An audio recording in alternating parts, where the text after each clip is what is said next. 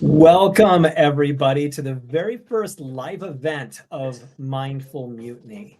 Welcome to a very special Mindful Mutiny today. I'm Jeremy Van Wert, and I take my many years of achievement and experience to help you start living the highest version of yourself.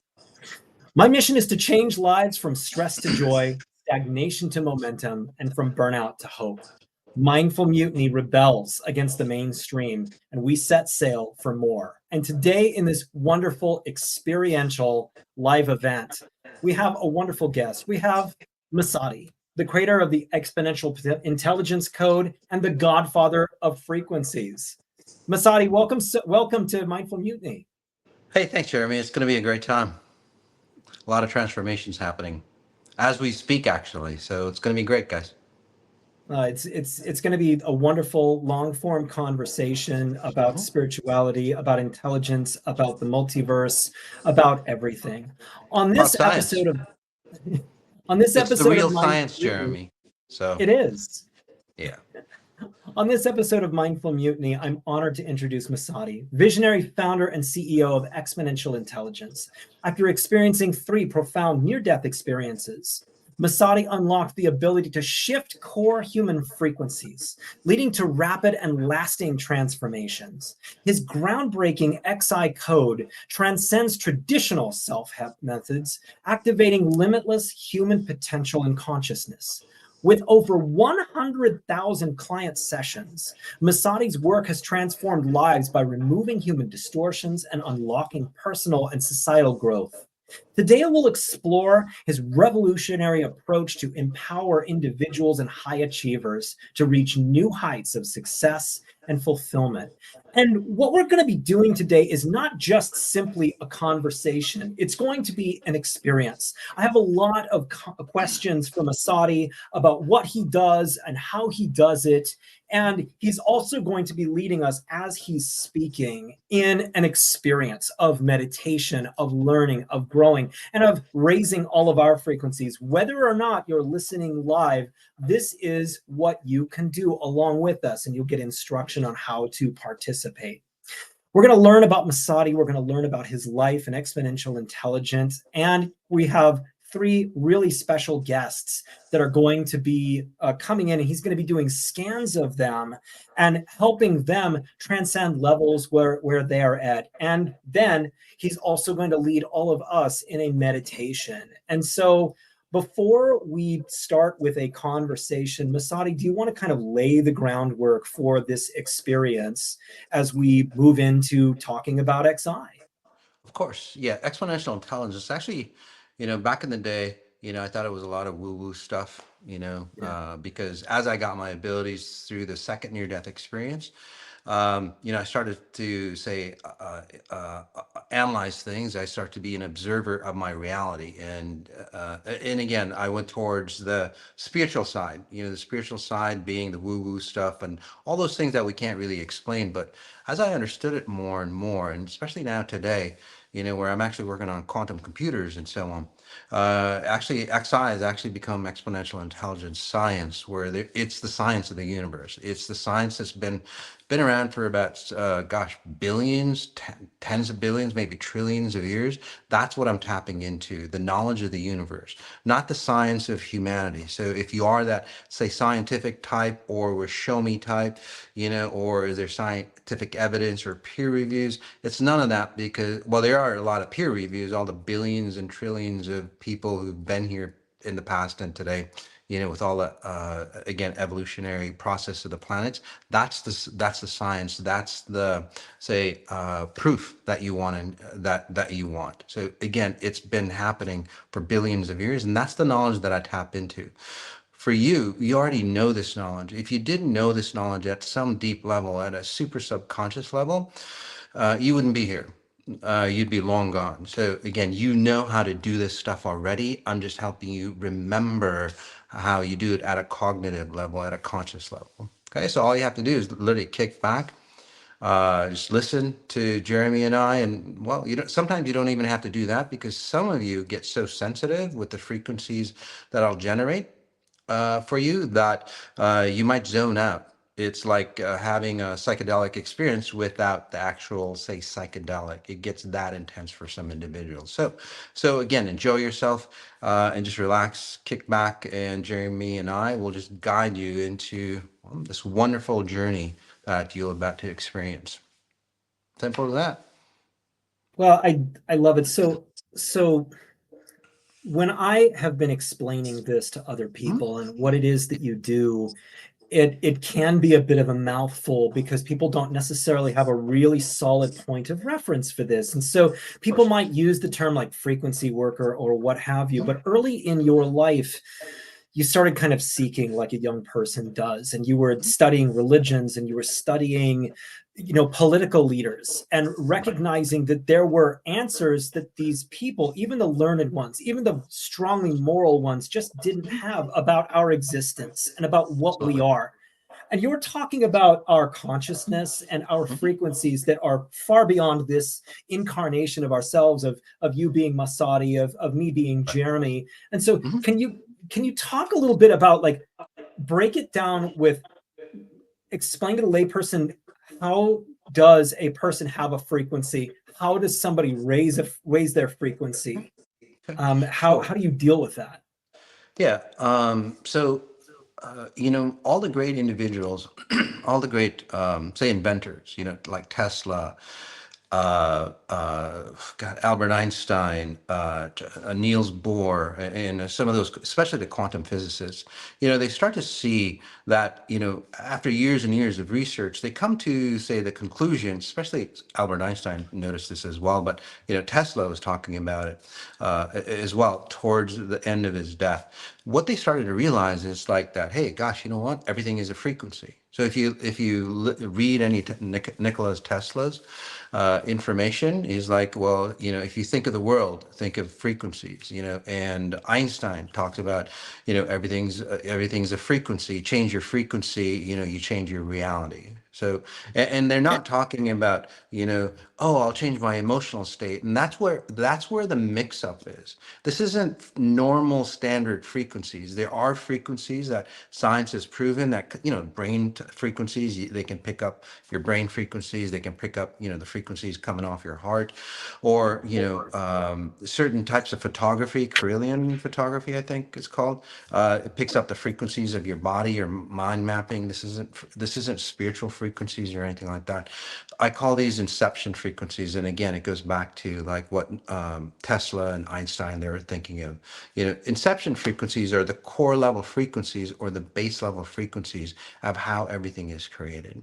It's to put it simply, imagine that there's an ocean, and this is an ocean of consciousness. You, as Jeremy, have a certain frequency, and imagine dropping, say, a pebble or a rock or whatever size, a certain shape, say rock, onto that consciousness, that ocean of consciousness. You will start to create waves, hence your frequency. Does that make sense? So I Yes. work at that level of, hey, before you drop it into the ocean of consciousness, let's figure out what you're dropping.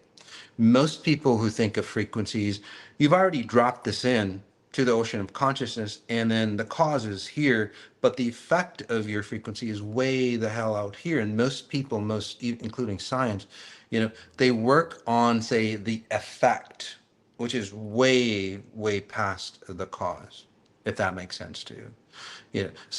A lot of the issues that people have in their lives, it doesn't start with them. It's like, gosh, Melissa, I have a problem with my relationships. Well, your relationship, probably went back to, say, your great grandfather that had issues. Gosh, and maybe I'm just picking up on somebody. Maybe they were in the war. Right? Maybe they were always stranded. And then that was a genetic pattern that you took on, being your great grandfather's downline. And so you need to go to that level again, the cause rather than the effect. And and by the way, just take a breath in, guys, all of you. Even if it's on a recording, if you're listening to this later on, it'll still work on you. Just take a breath in, and we'll get you into that state. The other thing that you can also ponder about too is that, you know, if your theory has exceptions to the rule, like most theories and most scientific evidence does, then it's not the top level theory, or it's not the top level, say, evidence. You need to go to the first principle level. And that's where we're at here. And that's what I teach at Exponential Intelligence. For the listeners, Mhm. I would never talk about my own process other than what just happened. Because as Masati, you're talking, I am thinking about what you're saying and I'm formulating my next question that's going to set the stage for where we're going. And I was thinking about when you're talking about foundational frequencies and you're talking about things like ancestry, I was thinking about my grandfather who fought in Guadalcanal. And he fought Oh, in okay. Guadalcanal and Iwo Jima. And when he came home, he was profoundly traumatized, which affected my father's upbringing, which in turn affected my upbringing. And right 10 seconds after I was thinking about my grandfather's experience in Iwo Jima, you said somebody's grandfather who's in a war. Yeah, Okay. And so you're able to pick up on that sort of stuff. And so absolutely. Mhm. what I was formulating is that you have a manner of speaking about this that is coming from the Nikola Tesla and Einstein Mhm. vocabulary.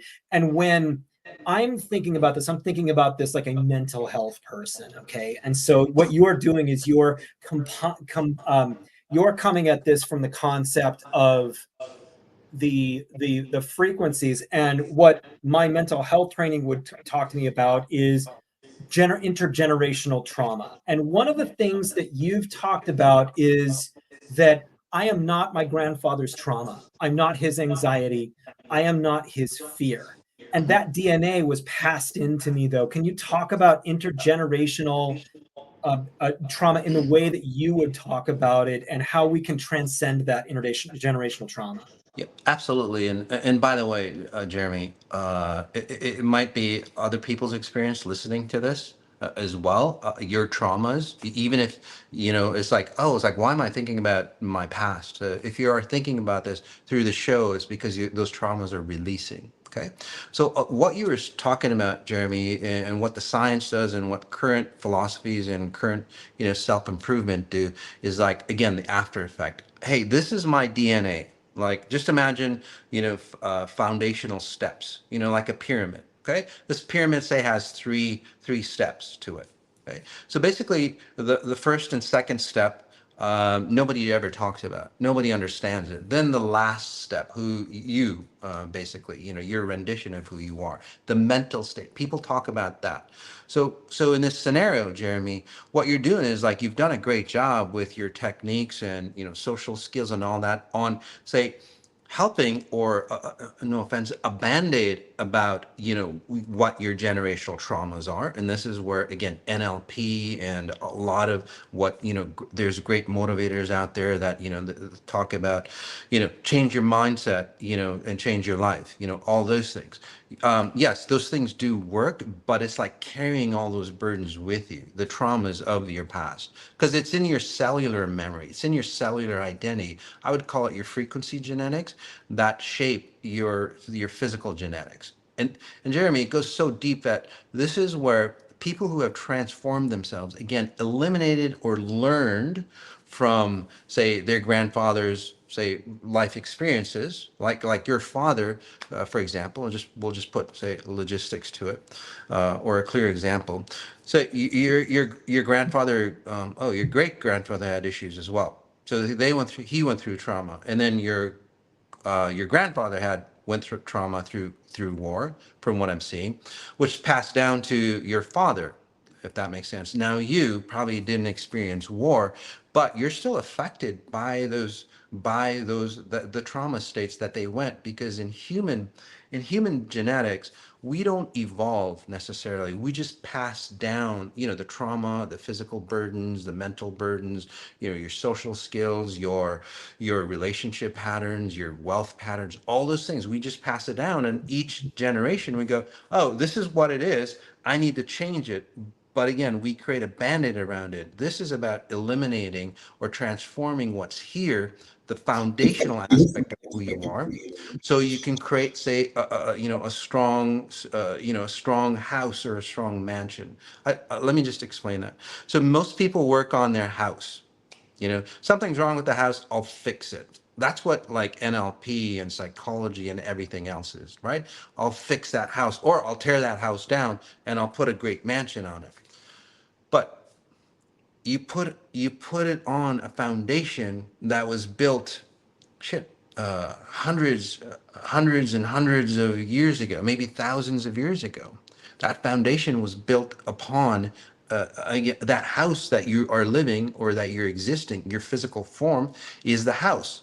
What's your foundation? Nobody looks at the foundation, and that's where XI comes in. It's like, hey, let's look at that foundation. Let's strengthen that foundation. So your mansion that you want to build yourself on, your mansion being your wealth, being a great, fantastic relationship, having your kids, understanding God more. That is sustainable. Otherwise, your mansion will start to break apart, like most people's do. I work with a lot of, high wealth individuals. Their mansions are falling apart. They still get ill. They still have mental issues, like a lot of your clients, right? They still go through the process of not understanding who they are. So again, it's all based on the foundation, or again, your foundational frequencies, as you said. Okay. Okay, so there's intergenerational trauma, and one of the popular ones to talk about today is the intergenerational trauma of poverty, and there's Sure. certainly of war, of these different things that honestly are happening every single day. Absolutely. And the way that people have come to, and you said Band-Aid, to compensate for, they often get themselves into maybe a religion that has a lot of rules, maybe a spiritual practice that is very structured. Maybe they find out that the way to success is through a specific structure of corporate knowing, and when you're in a corporation, you have to Of politic course. and everything like that. And Of course. so there's a compensation for, but when you're talking about the person who is very successful, you work with these people, many of them, would you say, are compensating for intergenerational things that have affected their, and I'm going to use this word DNA to kind of launch you into the DNA conversation? Yes, absolutely. So let's take Silicon Valley as an example, shall we? Okay.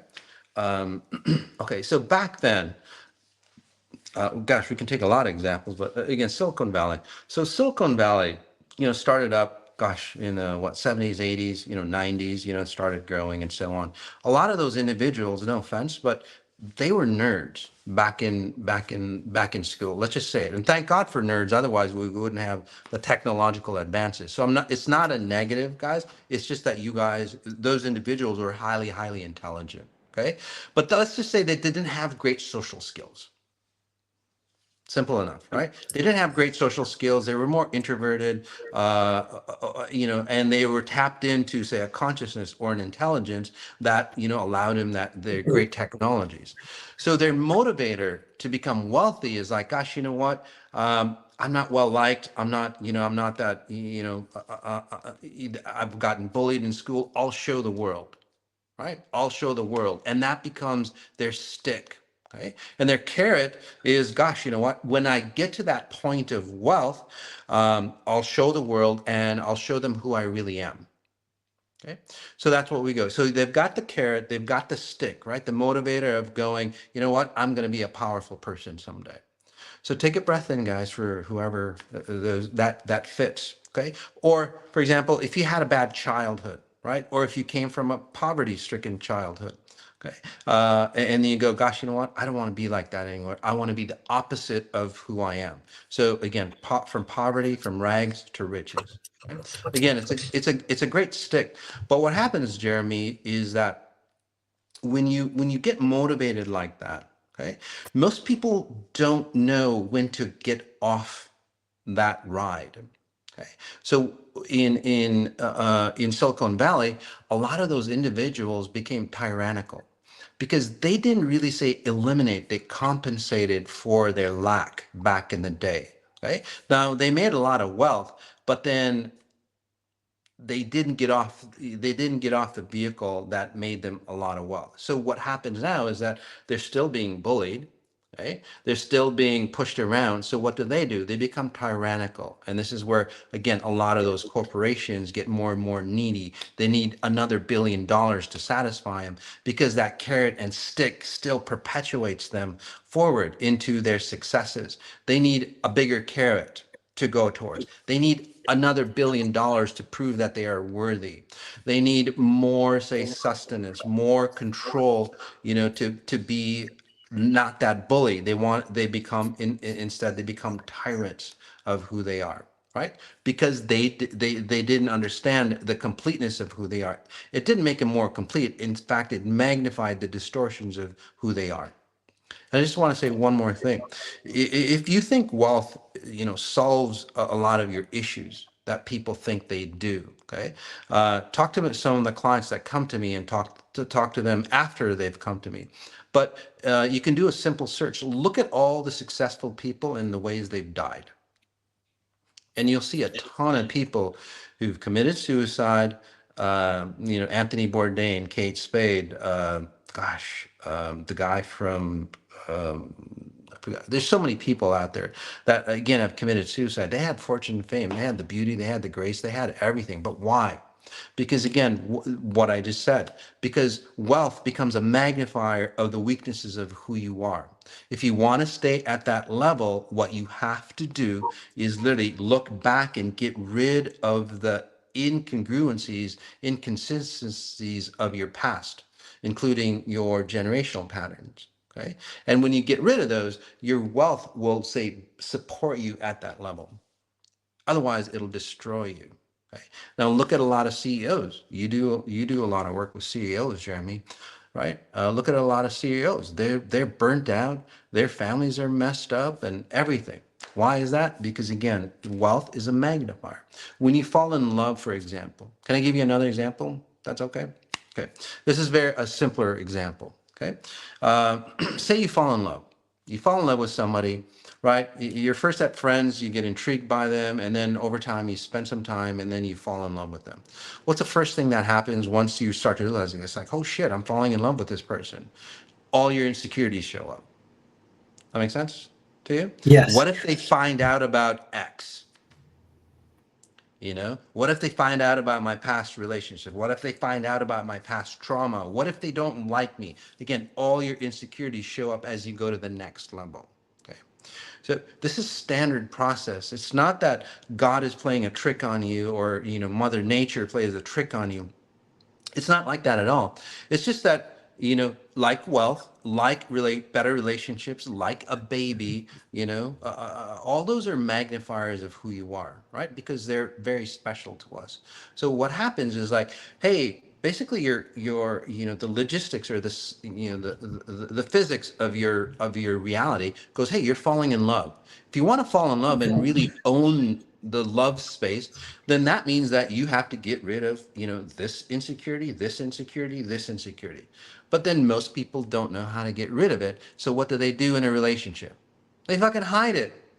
They go, I hope this person never finds out about it. Or again, they put a thick barrier on themselves, and then they go in and fall in love. And then what happens, 6 months later, all the stuff that you buried starts to show up in your relationship patterns. Does that make sense for you? Yes. Yes. Okay. So this happens in wealth. People become super wealthy. Again, fast startup from rags to riches. It's like, hey, you want to stay at that level of wealth? It's like, sure, but get rid of this stuff first. And then most people, again, they try, what's happened in the past with human, say, experiences. Those human experiences doesn't work. We need to go back to the original state, the concepts that have, say, transpired over billions of years. That's the concepts of the universe or the physics of the universe to help you accelerate or ascend into that next level of love, of wealth, of the health, of connecting to a higher source. Otherwise, your religions destroy you, your governments destroy you, your wealth destroys you. And people, the most intelligent people, Jeremy, I have conversations with these people and they go, well, we just need a better solution. We just need more money to throw at it and then it'll be better. How many times have we heard that? And it hasn't worked out. right? The best solutions haven't worked out. The most benevolent solutions haven't worked out in societies, guys. If you don't believe me, look at history. It's always the next solution. That's the one that's going to do it for us. And it never does, because again, we don't elevate our consciousness or fix the foundation of humanity. It's a lot to think about. I know. I can see the wheels spinning in your head, Jeremy.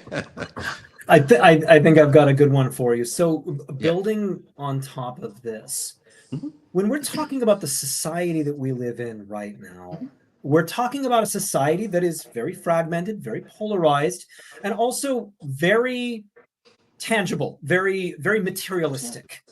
And so you're talking about titans of industry in tech who have become wealthy and powerful. And we can expand that lens out, because what we're seeing is a lot of politically powerful people and a lot of people in the entertainment industry who are starting to get called out for stuff that is exceedingly dark. And when a person is raised in the United States, there is a desire to have the American dream, the transcending to a certain level of success. And what you're talking about is that oftentimes the fuel for that can come from a place of compensating for something. And so then all of a sudden you have all of this like material success, and you don't have the soul centeredness that goes Right. along with the strong foundation underneath it.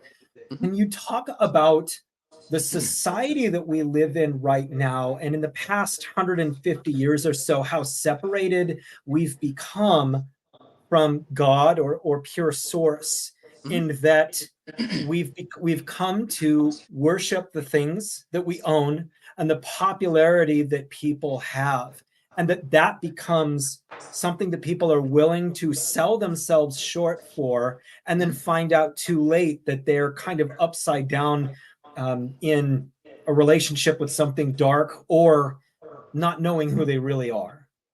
Absolutely.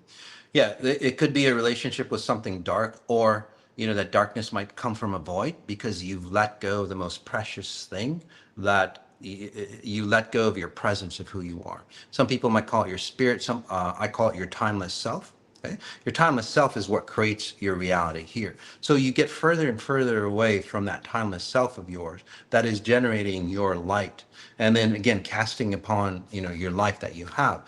A lot of people are going, fortune and fame will help me. But, the American dream, the European dream, and all that is pretty much all the same if you think about it. Again, if I become wealthy, then therefore I am this. And that's that notion that's totally wrong. It's totally the opposite. Most people, again, and the reason why is because that's an after effect. Okay, so in a very deep level, and we can go back to say Egyptian times, way back, the original. I think there were the original culture, or pretty close to the origin of mankind. The Egyptian, are pretty close. They thought about it as well. So their wealth. So basically, wealth equates, say, consciousness or spiritual connection. Okay, back in the day. So what most people did though is, how do you acclaim, or how do you accumulate wealth? That's the problem, Jeremy. It's not about, should I choose wealth, or should I choose my sanity or my goodness or my presence, right? And that's what most people do. That's totally opposite. Again, it's totally wrong. If you chose either one, and in today's world, should I choose wealth, or should I choose spirituality, or go towards a religion? Again, both will destroy you. Because again, it's both wrong. It's absolutely wrong. And again, if you don't believe me, look at the billions of people around you who are fucked up. I don't know if I can use fucked up in this language, but why You're not? fine. All right. So if that makes sense for you. So what I'm saying is, like, wait a second, how are we acquiring this wealth? How are we acquiring this love?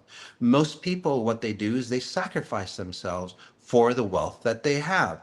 Most people sacrifice themselves for the love that they have. Most people sacrifice them for connecting to a higher source, whatever your religion or spiritual belief might be. Most people, even if you're atheist, it's like, I want to sacrifice myself for the knowledge. It's the same thing. It's just another religion, by the way. We just call it something different, right? So again, the key is that they sacrifice. Well, in let's bring some spirituality into it. Guys, just take a deep breath in. Just notice your chest. let's bring that spirituality, and again, by spirituality, I mean that higher source, that timeless self, and your time-bound self. Okay, so outside of religions, outside of spirituality, let's bring that essence of who you are. Again, breathe in deep, nice and strong. And by the way, this isn't like a normal meditative state or a mental state or a hypnosis or anything, but you will start to see frequencies of how you render, create yourself here. Right? All right. So Jerry, I want to ask you a question. If you were, say, an awakened spirit in physical form, would you be in any lack of any kind? If I was awakened, I would not be in any lack of any kind because I would Yeah. be at peace with the surroundings and myself. Okay. So would you have everything that you needed? Again, if you were an awakened spirit, what's your definition of an awakened, say spirit form? Spirit form is Us- what? All abundance, all knowing, all consciousness. Does that make sense for you?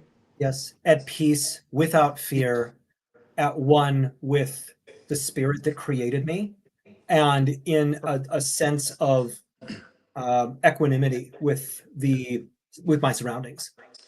Perfect. So would you have to sacrifice anything for that if you were a physical form, if you were again a spirit in physical form? You wouldn't really have to sacrifice anything from it.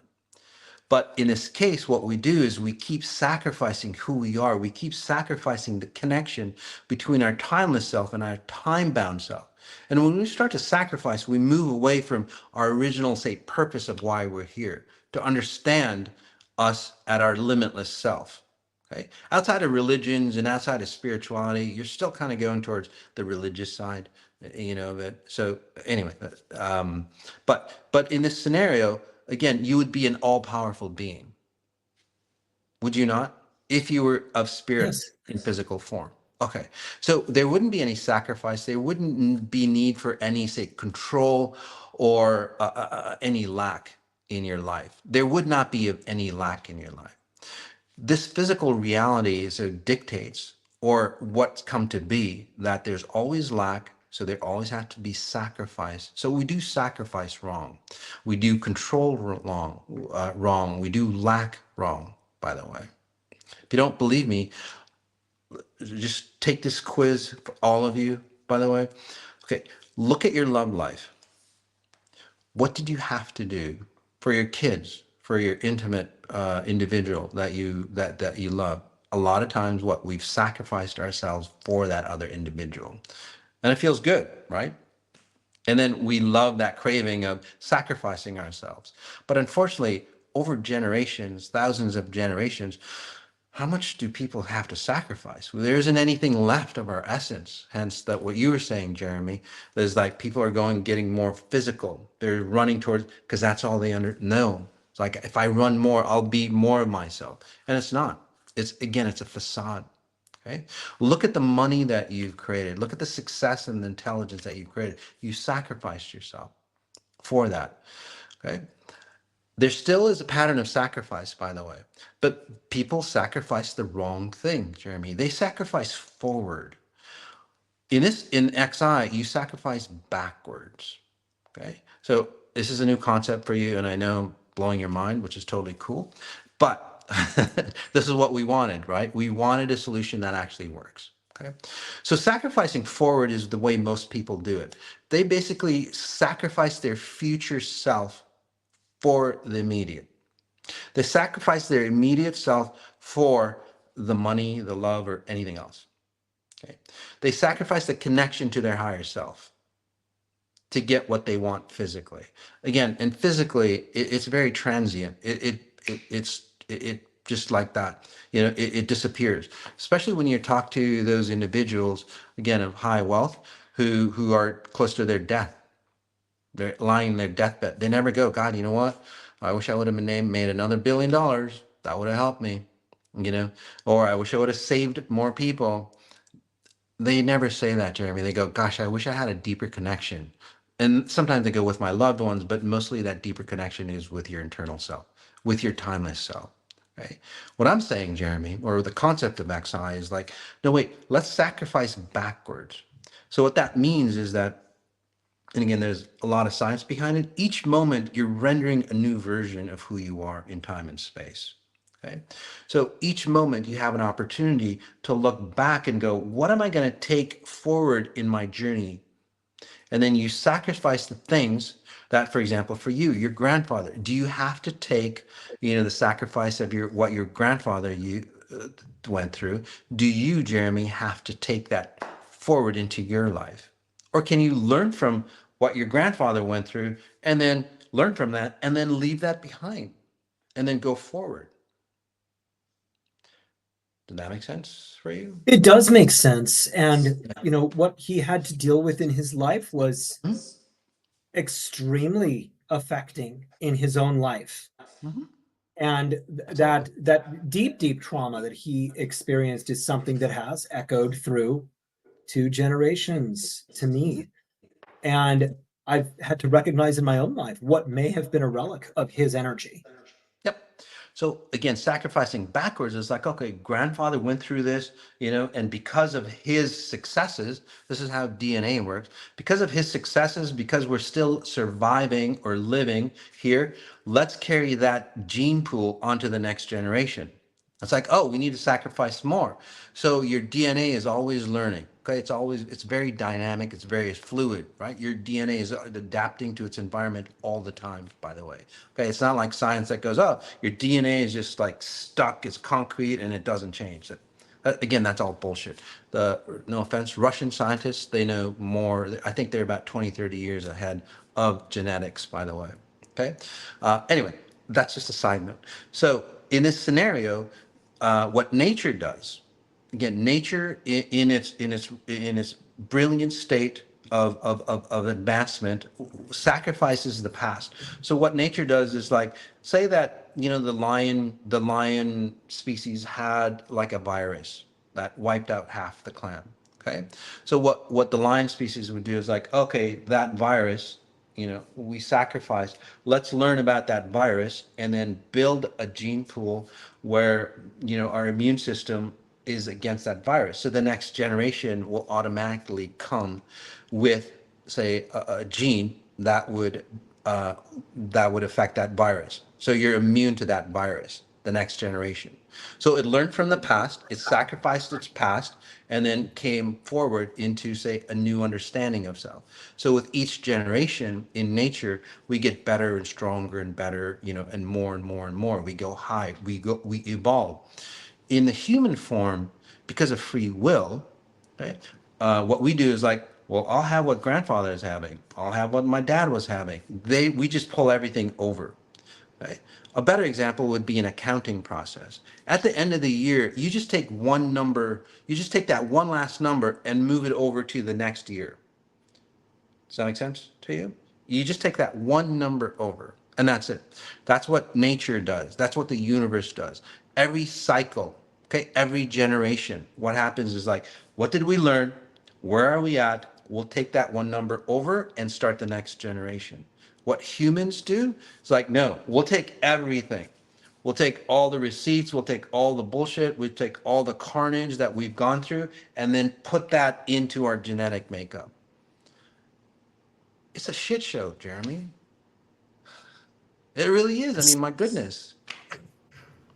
So you're talking about genetics here, which means you're talking about DNA. And one of the things that you've talked about is overriding your genetic code. Mhm. And with the power of exponential intelligence, being able to rewrite everything from my grandmother had cancer, my mother had cancer, I'm going to get cancer. My grandfather had macular degeneration and baldness, and I'm going to go blind and not have hair. And so, because we're living their their reality because we love them, can you talk about not just the concept, but how do you rewrite that? How does one put the wall up and go, I can love my mother and not have her breast cancer? Absolutely. So, and again, I'm not just talking theory. I've had over 100,000 client sessions. There have been thousands of people who have cured themselves of cancer, even stage 4 cancer. Again, the key word is they cured themselves. I did not cure them. I don't claim to cure anybody or help anybody. I just help you awaken to your best possible version of who you are. Okay. The way we do that is, again, with Einstein's theory, where he said, you cannot find a solution within the same realm or within the same reality as the problem. Okay? So what I help you do is like step away from who you are. So you step away from your identity, and then this is where you become the observer of your life. Some of you who might be listening to me who an XI comment in, you start to understand. It's like, oh shit, this, I got this pattern from my mom. I got this pattern from my dad. By the way, it's not theory. It's not something I created. When you're a child between 0 to 7, you have an opportunity, or your parents have an opportunity to teach you to go, you know what? Hey, you know what? My grandmother had cancer. I have cancer. You have an opportunity to wake up, kid, and not have cancer. But what do we do in the liquid years of our childhood, 0 to 7? Our parents hammer in what they knew. It's like kids should be seen and not heard. Just do as I say. Just do it, damn it. By the time they're 6 or 7, they ask questions. It's like, Mom, why the hell are you doing it like this? Basically, it's like, why? They say it nicer, but it's like, if they were awakened, or if they were, wiser like they are, they would go, this is the handbook of what the way we should be, but why are you doing it like this? Why is everybody doing like this? And that's why the younger generation, especially around 6, 7, they ask a hell of a lot of questions. They go, why, Mom? Why, Dad? Why this? Why this? What they're asking, and most parents don't know the answer. What they're asking is like, there's a better way to do it. Didn't you read the handbook? And then you basically go, no, I didn't. Just shut up, damn it, and do what I did. So we have, again, it's all built in for us, but we don't use it. By the time we're 7 to 14, we start to gel, because we go, well, shit, Mom and Dad, they're older, they're more experienced in this physical reality of time and space. They should know better. I'll dump the handbook, and then I'll go towards the genetics of society, and the genetics of my parents. And then so by the time you hit puberty, your cumulative total of society's patterns or your generation, and then a version of your parents. And then you solidify, and this is where teenagers, for example, they want to escape from home. It's their last chance to go, shit, I'm going to turn into my mom and dad. So what do most people do? They want to escape they move away, they separate from their mom and dad. Even if they don't say move away, they move away from their parents' patterns. Again, they didn't do it properly. They're just becoming the opposite of their parents, which gives you the same result, because you're, again, referencing your parents to be you. My parents was like this. I'm the total opposite. I see a lot of, I can read people in your group. Basically is like, and again, guys, comment in. How many of you go, my parents were like X, I'm going to be 180 degrees. But if you look at it, the end result is the same, because you're referencing your parents for you to be different. You cannot move away from your parents, guys. Right? Because the more you expand into being different, the more you have to reference your parents, by the way. It's just a vicious cycle that people go through. And I know I'm throwing a lot at you, Jeremy. It's very, very new, but again, this is the kind of stuff that, that has to, come forth for people to dramatically change. Well, I'm definitely tracking what you're talking about, and as you're talking about these intergenerational patterns that are coming down in the United States was founded, and much of Europe through Judeo-Christian thought, and in many different denominations of that sort of thing, and the change of consciousness, if you will here.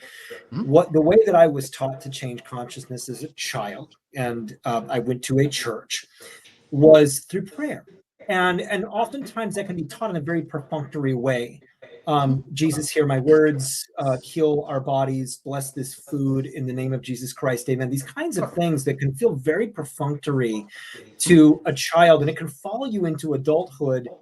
But what you do is that you explore interdimensional consciousness. You actually do an exploration of a bigger set of ideals, much more than like the prayer that I was just kind of saying that a young person is taught to do. Can you talk about interdimensional consciousness, how you've explored it, and how it's influenced the way that you help people personally develop, and how people can access that in a manner that is safe and productive?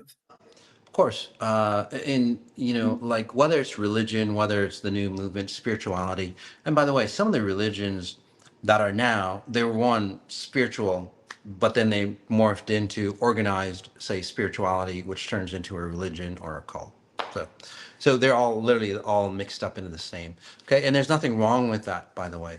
But again, what Jesus was talking about, or Muhammad or Buddha, what they were talking about, and what they, prayed to, how they connected, is very different than what they teach you in the Bible, the Quran, or any other scripture. It's not the same because they didn't write those books. So again, we don't understand it. And again, the concepts back then of what those men, great men, and obviously there's beautiful, there's highly awakened women there as well. But let's just talk about these men. So what they developed, again, was so profound that words back then they didn't have the words. The words were very limited. They didn't have, so they talked about parables. Like, for example, Jesus talked about parables. Okay. So as an example, but then those parables became, say, the gospel or the truth, but they were just examples. I use a lot of parables in my examples because a lot of people don't, because the concepts are very different than what we're used to. So for you to help understand, parables or analogies are very useful. Okay.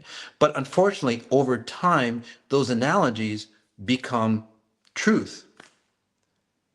And then that's where the problems in religions and in science and in everything else start to happen.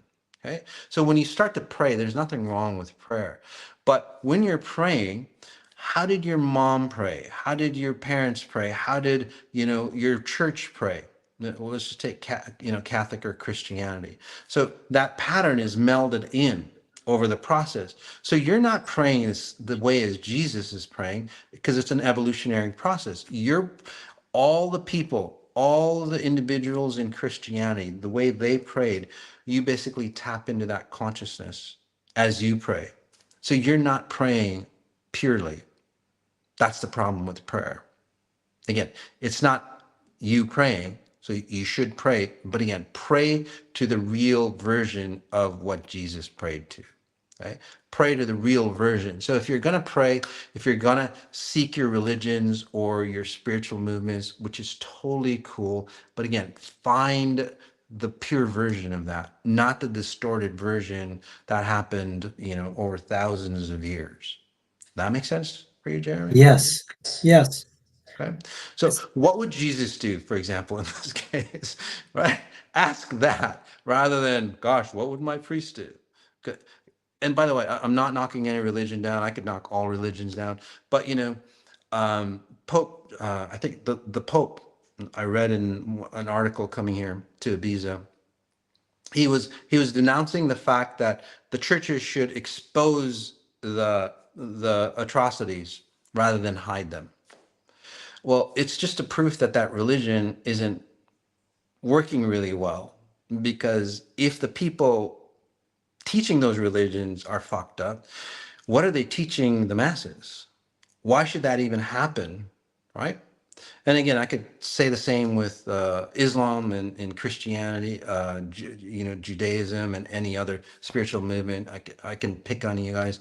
I'm not here to pick on you or go, don't practice that religion, but practice it the way the origin of that religion was. Practice it in any situation. Always seek for the origin, even if you're like going after wealth, right? This is mentorship, by the way. I could just give you an example from what I've seen with mentorship, because that's the latest fad. You need a mentor. Okay, which I think is a marketing gimmick. But anyway, people need a mentor, right? And I've seen this, Jeremy.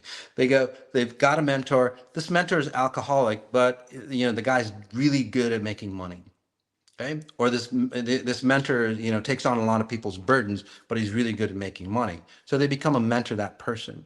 Over a short period of time, the way again we evolve, we not only take the successful patterns of that person, but now we become more and more apt to becoming alcoholic, because that's how learning happens.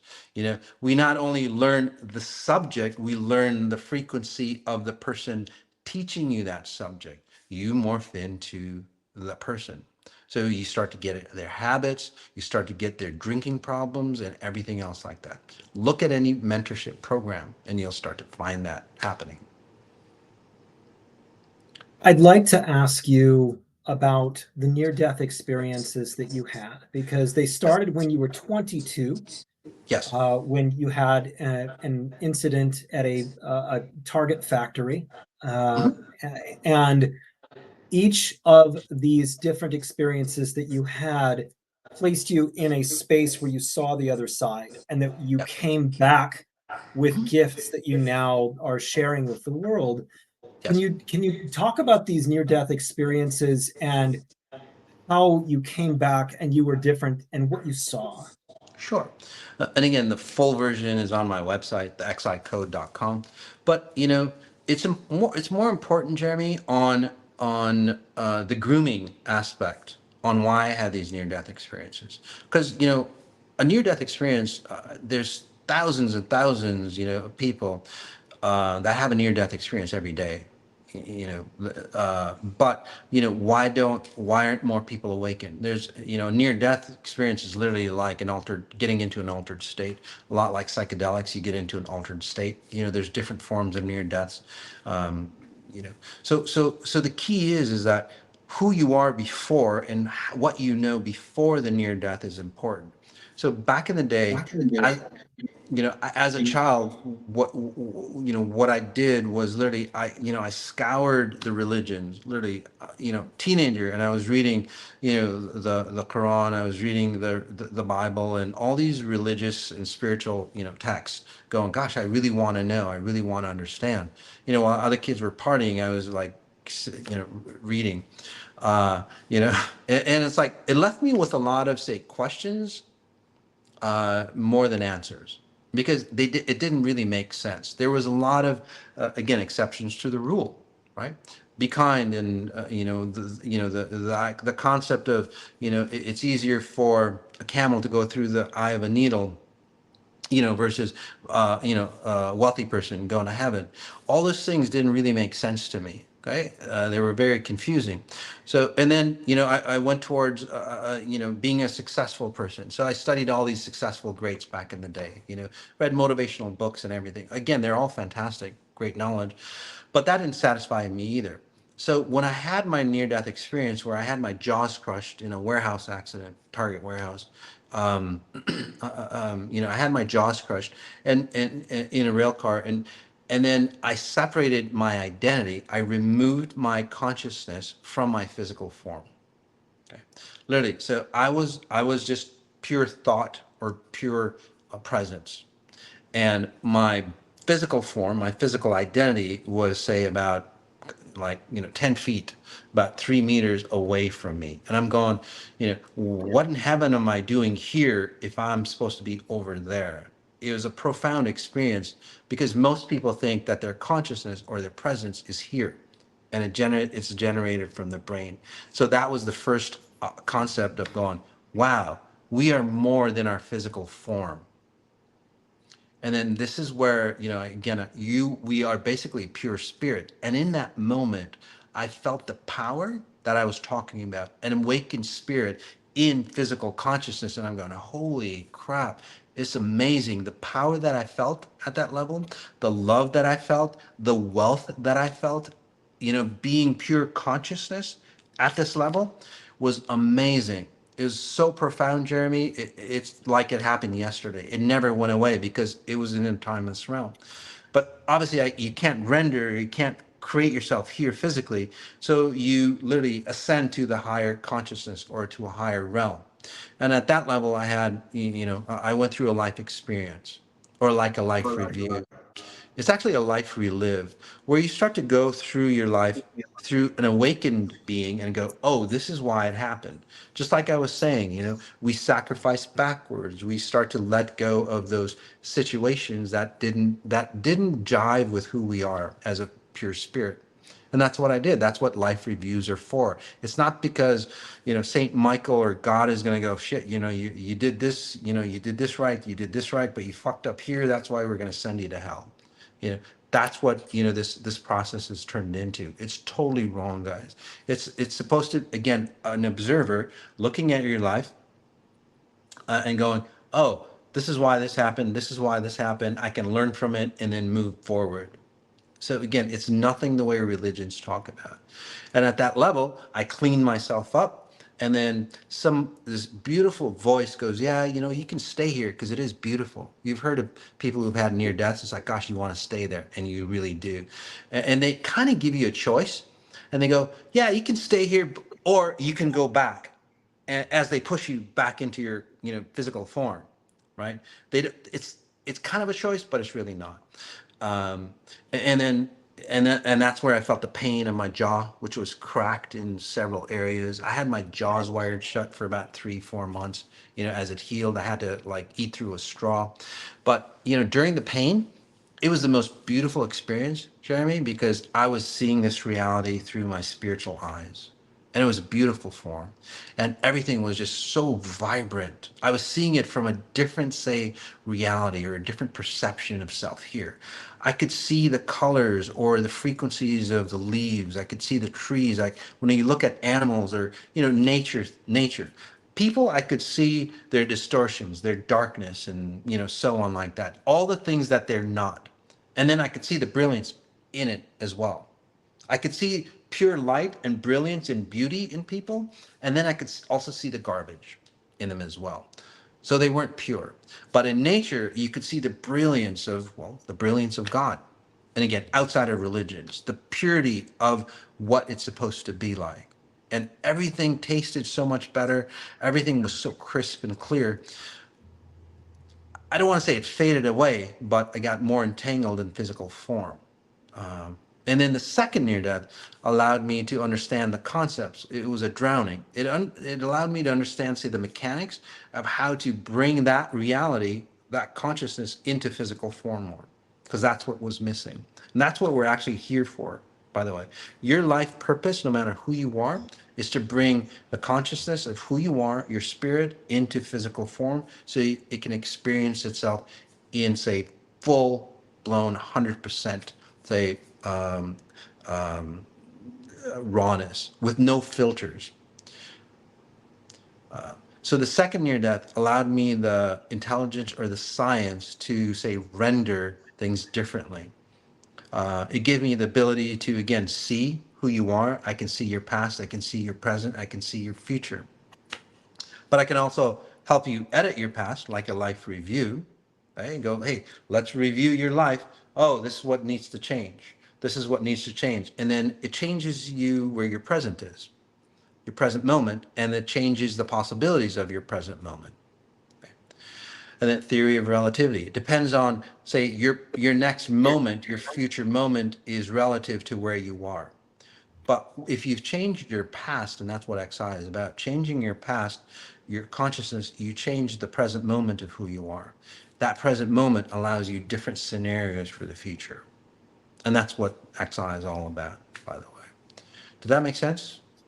So when you are reading people, which is what Mhm. we're going to get to next here, when Yeah. you're reading somebody, Mhm. you're reading into the spirit that existed long before they're in their body Mhm. and how in tune they are with where they're going and the things that perhaps they could adjust to experience a higher level frequency of themselves. How best would you explain it when you're speaking with somebody? Sure. Although it might seem like I have psychic abilities, it's very, very different. Psychic individuals or intuitive people, again, I don't channel anything. I'm not clairvoyant, clairaudient, or anything like that. I am who I am. I don't need a channel. I don't need to channel anything. Again, we all have these abilities, by the way. The closer you're connected to your higher self, your timeless self, the more you know or understand how this reality works. Okay. It becomes it. Most of us understand it at a super subconscious level. I know or understand it at a conscious level. That's the only difference. So I can attach words and meanings to it. So what I do is like your spirit is, way up here, and then there's a filter. There's a lot of filters to render who you are. So I see the filters who have created you, your experiences, your genetics, and everything else. And I go, well, let's rewrite. You can't change what happened to you in physical, the physical, but you can change the meaning of what happened to you. And then once you change the meaning of your past, again, your present dramatically changes. And you see things and you have opportunities that open up for you. It's amazing how opportunities just open up for you once you are present. So that's how it all works. I see algorithms, by the way. Although I do see certain experiences, I see algorithms of people. So I'm more like AI, if you really think about it.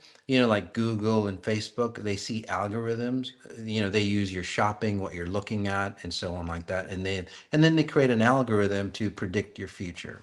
Okay, that's linear, right? I see your algorithms, and we can change your future, right? And that's what's wrong with current, say, technology today.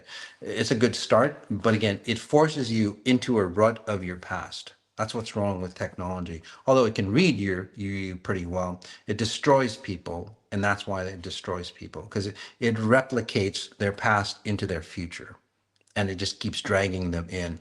Right? Again, a lot of people go, "We need to ban technology. No, you just need to do it in a purposeful way." Okay. Did that make sense? It does. And I have so many more subjects to ask you about. I want to talk about psychedelics. I want to talk to you Oh, about your absolutely. recent trip to Burning Man. I want to talk about ADHD and anxiety and the fear. I want to talk of and anxiety and fear. I want to talk about our society. But first, what we've done today is we have three guests, and these three guests are people that Masati has never met.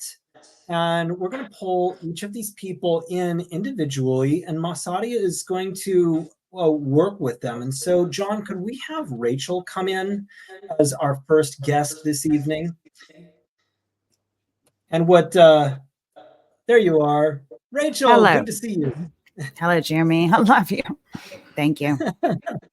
Hello, Masati. Thank you. I'm really excited about tonight. Hey, Rachel, how are you?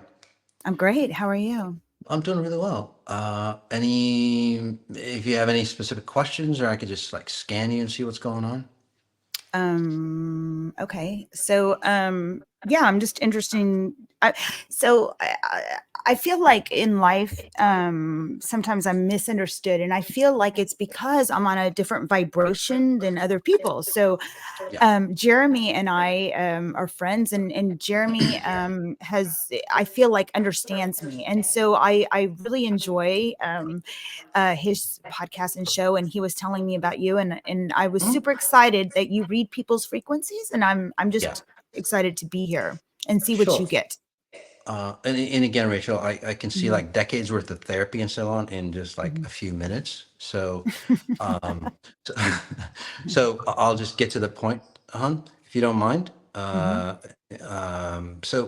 Something happened to you like at 6 or 7 that altered your mhm, state. Okay, mhm, that makes sense for you. mhm, You don't have to tell me what happened, or you can tell me what happened. It mhm, doesn't really matter.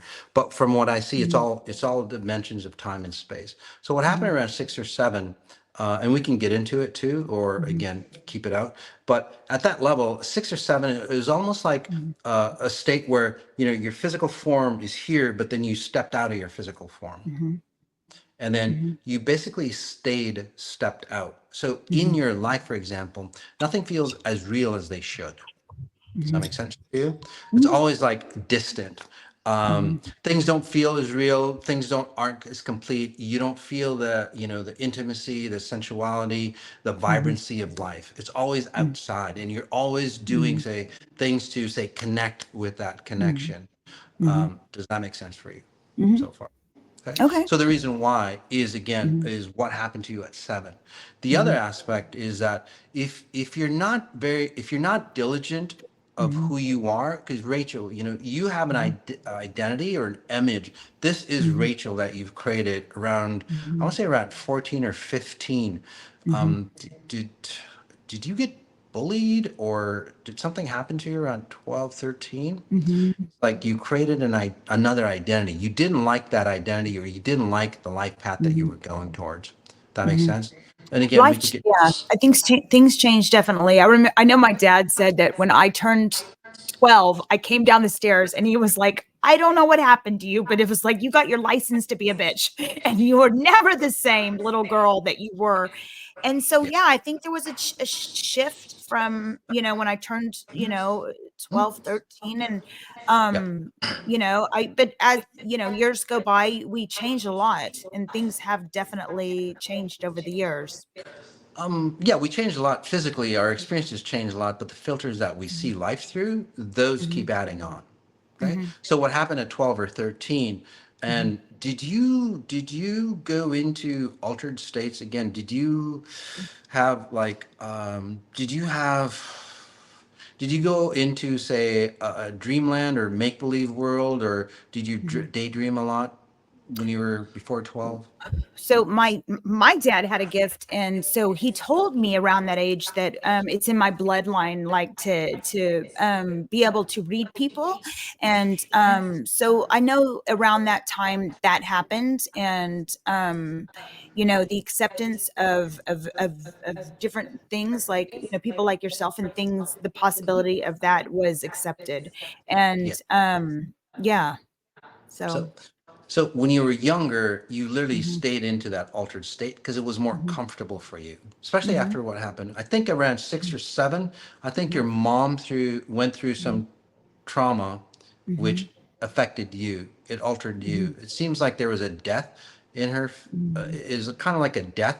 Could be, mhm, death of a relationship or a physical death mhm, of somebody. But mhm, anyway, it altered her, and mhm, then you say got scared and you stepped mhm, out of your, well, physical mhm, identity. You stepped mhm, out of your physical form. That makes mhm, sense. And then you went, and so again, you lived into an mhm, altered state, and this is where you started, mhm, your physical body started to get pushed around, mhm, and you go, I'm not going to be doing that. So at 12, 13, mhm, you go, gosh, I'm going to take, Rachel into this direction. mhm, So you started to solidify who you are.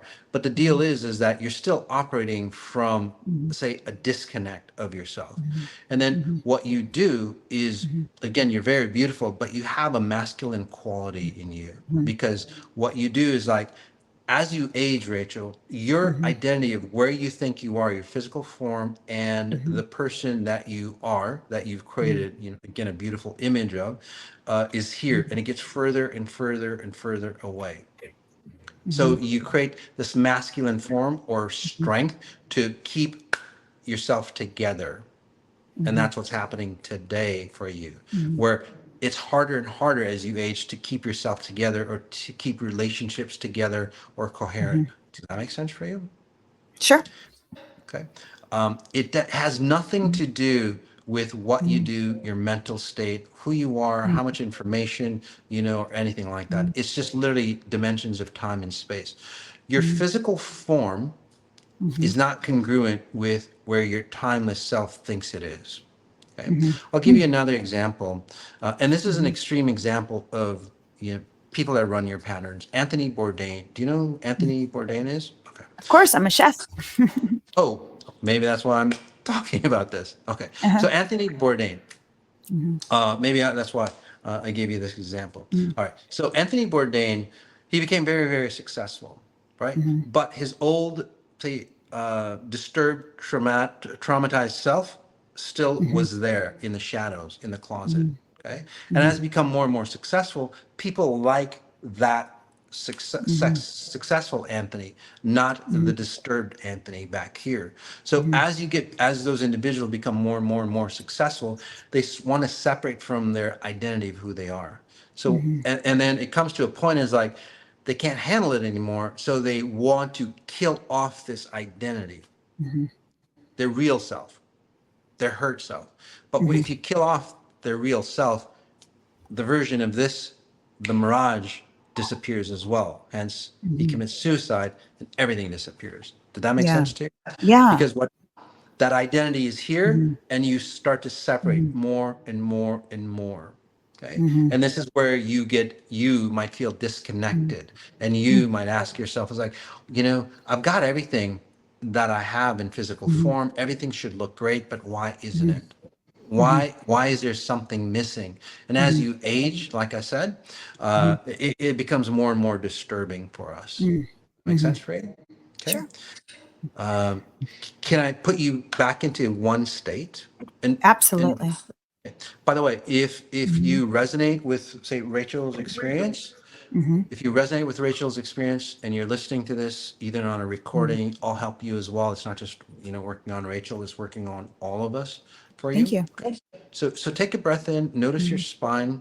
Do you have lower back issues as well? Sometimes I do a lot of Pilates. So your father had lower back issues. yeah. Yeah.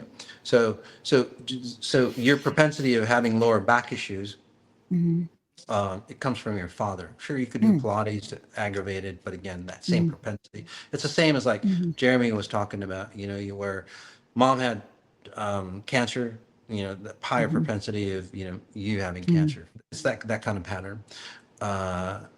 And also, there's something missing about your mom. By the way. Your mom your mom just wasn't there, by the way, when you were growing up. That makes sense to you? She was a world traveler. Okay.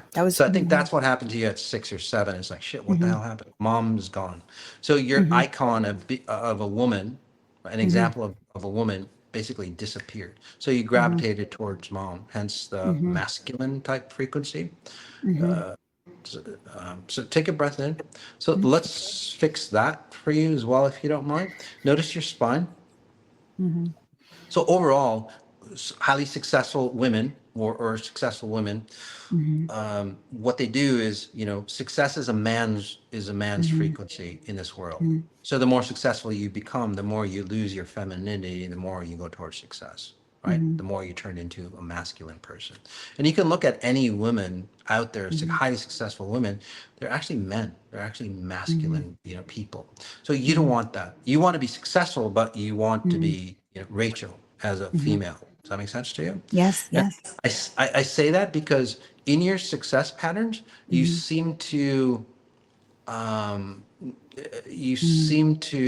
destroy your opportunities. What do they call that, Jeremy?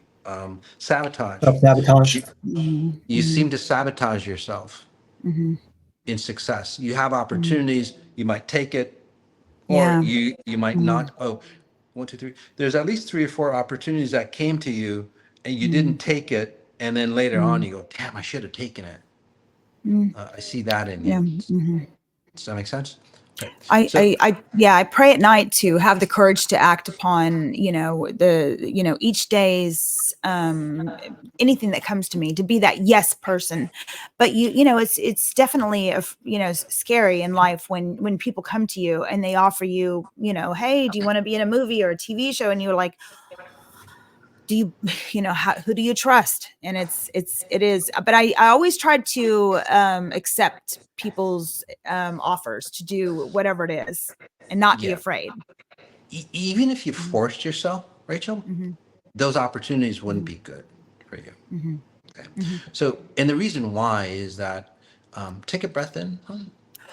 Your equation for success basically dictates that if you want to become successful or go to the next level, you have to turn more masculine or have a masculine identity. You don't want that. You want to be the Rachel when she was 12 that goes, damn, this is who I am. And your whole life is that trajectory of wanting to find out Rachel. So success in that form would destroy you or move you away. So it's actually a safety valve for you. The reason why I bring it up is like people who take success or literally sell themselves or sell their souls for whatever, that's where they get more and more disparate or further and further apart from each other. And you don't want that. So at a very intuitive level, you go, well, if I do this, it means that I'll lose myself more than where I am. And then that's why things don't work out for you. You might equate it to whatever here at a, the effect, but I'm going to the cause. So if you define who you are, again, the connection between who you are, you'll see that you will take opportunities to define who you are more and more. And this is where wealth and success become a reflection of who you are rather than a facade of who you are, because you want to be real. That's your biggest thing, Rachel. You want to be real. You want to be looked at, not just for your beauty, but your intelligence as well. Okay? A lot of women want that, but then they do it the wrong way and they lose themselves, right? So take a breath in. Just notice your lower back. One, 2, 3. Come on, did she lose kids? Yeah, in your family, they tend to lose babies, from what I'm saying. I don't know if you've lost a kid, but your mom seems like she's lost a couple of kids, or your sister, or your aunt. Does that make sense to you? Okay, so that propensity of, say, losing a child at some level, or a sense of loss, is built within you as well. So if it's not a child, it'd be, the work of, your baby, your career. You might lose that. So again, it's that same pattern. So let's remove that as well. Breath in, just notice that lower section here for you. And I don't know, sometimes people feel frequencies, some people don't. Are you feeling different, same, not sure? No, I always feel, I feel the frequency. Okay. Okay. So and is it more in that midsection? Yeah. Okay. Yeah. Breath in. Okay. And those aren't just frequencies, just general frequencies. Those are frequencies that'll start to, say, awaken who Rachel really is. And that will, say, reset your genetic makeup of who you are. Okay, so it's a beginning for you. Notice your lower spine again, hon. There we go. Just give me a second more. Can we talk about your relationships, hon? Sure. So you attract men that become a pain in the neck for you. If that makes sense for you. Okay. And what happens is that you become more and more masculine, or more and more solid. You have to. So you start to create a more masculine role in a relationship, and then you would attract, say, feminine men in you that you would have to take care of. And that's not very attractive or sensual for you. And this is where relationships like break apart for you. That makes sense for you? Again, you start to lose yourself. So you go, okay, if I'm losing myself, why am I in this relationship? Again, relationships, no matter what it is, money or, intimate, are there to define who you are. So if you're redefining yourself into a masculine person, then it doesn't really work out for you. Again, so this pattern is like sacrificing my real self for success or a relationship. You're not that type of person. You're more, say, proactive. You're more of a warrior type feel, from what I'm seeing. Okay. So focus here on your neck area. And the reason why I say the neck area is because that person that you're dating or you're really close to literally start to take over your frequencies through the neck. It's like a portal right here on it'd be on your right side, by the way. If that makes sense for you. So in this scenario, okay, for you specifically, physically, just notice the neck area, notice your breath.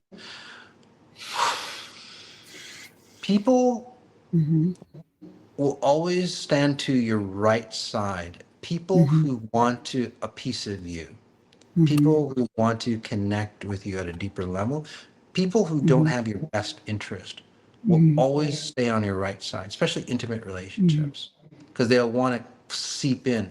When I see frequencies, there's layers of frequencies. there's literally a portal open in your this area, the neck area, and that's how they penetrate you.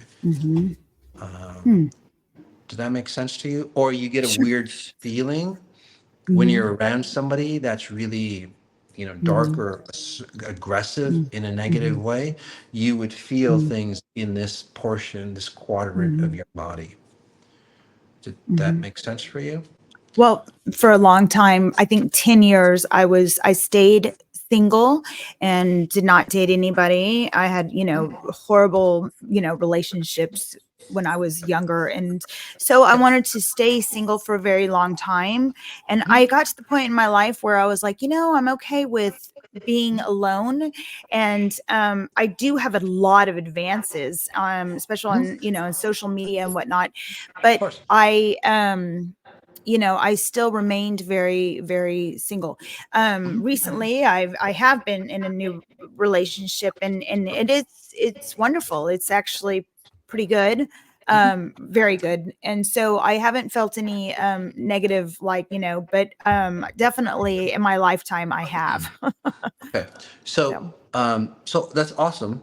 This person, again, very caring, very loving, yep. nurturing. He seems like he took care of his mom. Yes. He supported his mom. Okay. So basically, he's supporting you. He's not the type that would say, try to take over you like in the past. Those, but in this case, you would turn again like more like his mom. So let's just truncate that and get rid of that propensity. Again, it's not him, because if it's not him, it'd be somebody else. If you notice in relationships, it's like, oh, this person did X to me. It's like, well, you'd have to ask yourself again. It's like, well, what frequency was I running to accommodate or attract X? There's always a complementary frequency. So can I help you remove that so this relationship stays strong and complete? And then Yes. he turns into more of a masculine person where he can still be nurturing, but nurturing as a man. Versus, okay, I've got somebody that's, say, sort of damaged, my mom, I need to support her. Okay. So that's the relation. And you do need, say, support or nurturing him. Okay. So basically, he's coming at it, or you're attracted, or he's attracted to you because, again, you're beautiful. But the deal is that at a deeper level, the attraction comes from, okay, you're a little bit damaged, let's support you.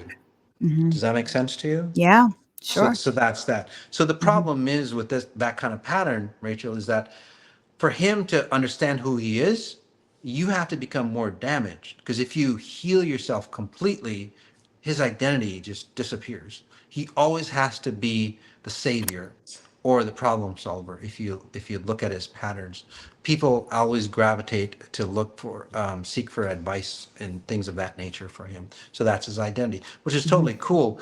But again, if that didn't happen, his identity would be lost. Okay. So let's help you get rid of that pattern, and then he will adapt to your new self, and then he heals, and he can be that strong man taking care of you versus more nurturing frequency supporting you. There's a Okay. difference. Okay, would that be okay for you? Yes. Okay. Breath in. Notice your sides in this case. Notice the two shoulder points. So 2 points on your shoulders. As a note, hon, do you feel more in line or congruent with yourself? Do you feel more present? You look more present. You look like Rachel is completely here, by the way. Okay. So there's nothing wrong with stepping out, which is a really good gift for you. Again, we can use your father's gifts of intuition and so on. But what most people do is they literally step out or they channel. Your your father's mom, she was a channeler, by the way. Yeah. Yeah. Yeah. Yeah. So basically, dead people would talk to her. Yeah. Yeah. She would channel dead people. Yeah. Oh, Grandma so-and-so is talking to me. Mm-hmm. So, when that kind of pattern happens, honey, is like that dead grandma talks to your grandmother, for example. So, and then what happens is that your grandma basically gets pulled into the origin of death or the reality of death. And this is where people start to lose their identity. So you don't want to channel. So let's do that another way. Your intuition, by the way, where you're not moving anywhere, you're just expanding into those layers of consciousness. So Okay. you really have nice gifts. You have really your intuition, but again, instead of say separating you, will help you expand into who you are. Get it? Okay. Mm-hmm. So I don't want to get into the science behind it, but it's just trust me, it's more beneficial for you. Breath Okay. in, just notice your solar plex here. Okay. All right. Do you have any questions, by the way, or? Thank you. No, I really, this has been good. Oh my God, I got a lot out of this. Yeah.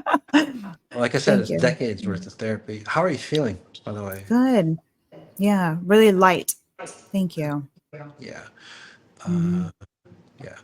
And you know, Jeremy, so in a week or two, you'll start to see a lot of things change. So report back to Jeremy, and you'll be amazed at Yeah, how transformative Yeah. I this mini will. site is. Okay. Thank you. You're so welcome, And hon. Rachel, thank you so much for allowing Thank you, Jeremy. to be Mhm. so open and to be Mhm. out here on this. And it's really been wonderful to see you grow. And I urge you to read the comments because there's a lot of people who are watching you grow at this. Thank you. Yeah, Yeah. thank you so much, Rachel. And John, can we have Jackie Lynn? And for those of you who are in the chat, and Masati, you can definitely explain this. When Masati is working on issues that are with somebody, and these issues are similar to yours, you can also benefit from this. Absolutely.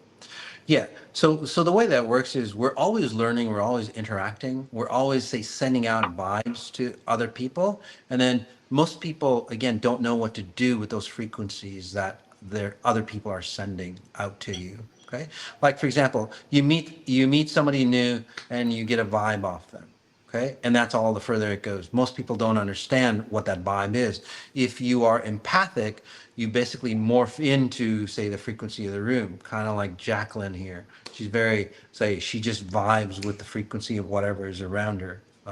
Hey, Jacqueline, we Hi. didn't get a formal introduction, but I just pick up so much information off you, by the way, Oh, as anybody. But that's the pattern that we have. We don't know, we don't understand because we can't say consciously navigate through what we're seeing, although those frequencies are always there behind what we're experiencing. So what I do at a conscious level, I go, oh, that person is sending this frequency out to me. What am I going to learn from that? So it gives us a learning experience. A lot of people, they get a lot of frequencies and it then disorients or distorts them, or they get panicky, for example, because they don't know what to do with it. And again, sorry, Jacqueline, I'm just reading you from that, but I kind of see that pattern in you, right? You just don't know what to do. And then you shut down, basically, especially when you're younger, in your 20s. Anyway, yeah. anyway, Yes. do you want to introduce us before? Yes, Masati, I just was feeling really strong vibes about Jackie Lynn, in including her in this. Jackie Lynn and I have been friends since we were in high school together, and her path in her life has been one of passion and really holding true to her talents Yeah. and her values. And so I thought that she would be a wonderful person to read in this. And so, Jackie Lynn, I'm so glad that you were able to come. Me too. I'm happy to be here. This is exciting. Thanks, Jacqueline. Terrified too. Terrified? Yeah, you get so terrified you just don't know what to do. Anyway, so what I said, did that make sense for you, hon?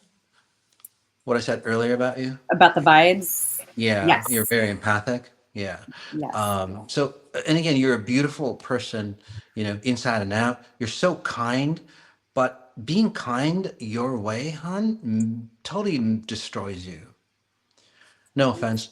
Let's be kind in a different way, okay? But basically, your definition of kind is like being kind is like people can walk all over me and clean their emotionally dirty shoes on me. Basically, that's what kindness is. So again, although you're deserving of great relationships and so on, some of the relationships that you've had in the past, weren't the best. Let's just put it that way. They took advantage of you in many ways. They literally, like, say, trashed you and then threw you out. That kind of feel to me. Does that make sense to you? Yep. Yep. And again, sorry for just getting deep into it. There, by the way, guys, I read a lot of brilliance in you as well. But if you're going to a doctor, you're not going to go, "Hey, doctor, can you tell me all the good stuff about me?" Because the good stuff is good. So I focus in on, say, what you need help with. Again, you have a lot of brilliance, just like Rachel did, and all that. A lot of propensity. We can talk about that. But let's get rid of the stuff that's holding you back. That's what's important to me. You've done the good stuff really well, by the way. Okay. And as a note, you can read people, you study people really well. You're a great observer of individuals. It's crazy how you do that, but it comes with a cost. Okay? And the way you do that is you literally take a sample of their, say, frequency, you put it inside you, and you go, "Oh, that's how they feel." And then you give that sample back. But then there's a residue that stays in you. And then you can't shake off that residue. Get it? So, for example, when you help people, the way you're helping them is like, "Let me take you inside me." It's like, "Oh, I feel the pain. Yes, I feel what you're going through." It's like, "Here, let me help you." And you do physically help them, and they do help, they do shift and so on. But then you're left with their burdens.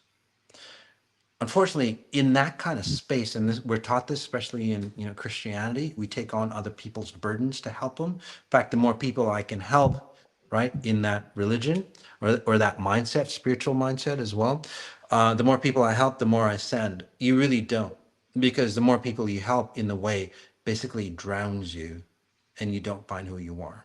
And that's what you're feeling right now. You become overwhelmed, especially when there's a lot of people around you. Right? You just go, because what you're doing is you literally have a sign behind your beautiful face that says, "Hey, dump all your stuff on me. I'm a kind person." That's your definition of kindness. Okay. So, by the way, do you have any questions? No. How do you know? That's my question.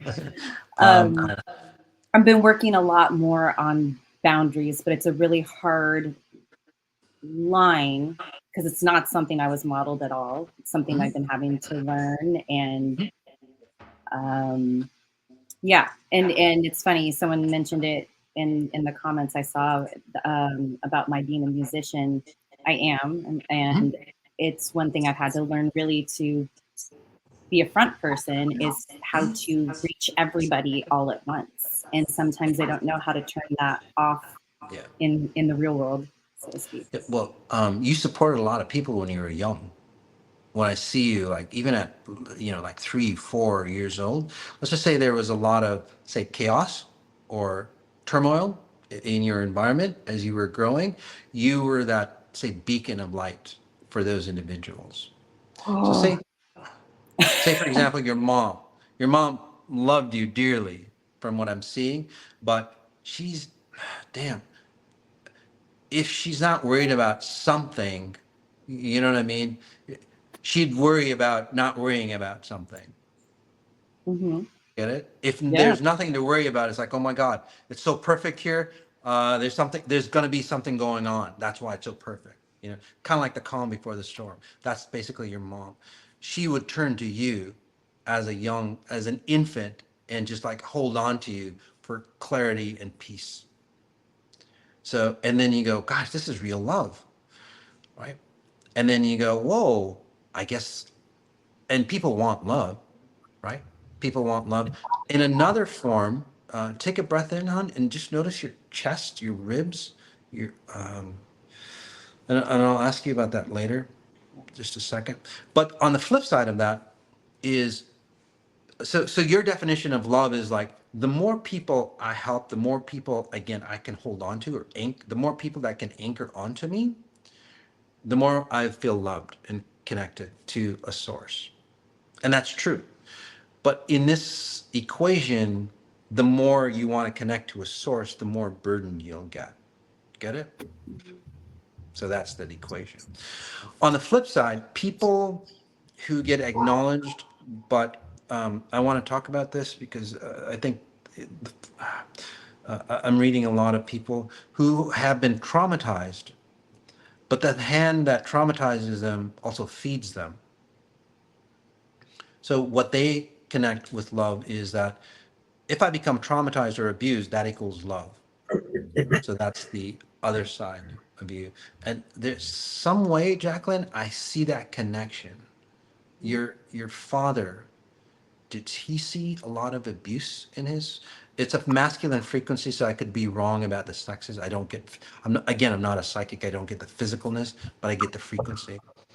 No, Was there it a lot of was abuse in your father's family? in my mother's. In your I mean, mother? there, Well, both. I would say Actually. generation. It wasn't the violence that there was, like there was in my mother's. My dad was one of 11 field workers, first generation, born here, so Okay. they had that kind of abuse and trauma. All right. My mother had very sexual and physical abuse. Right. Okay. So that pattern right there.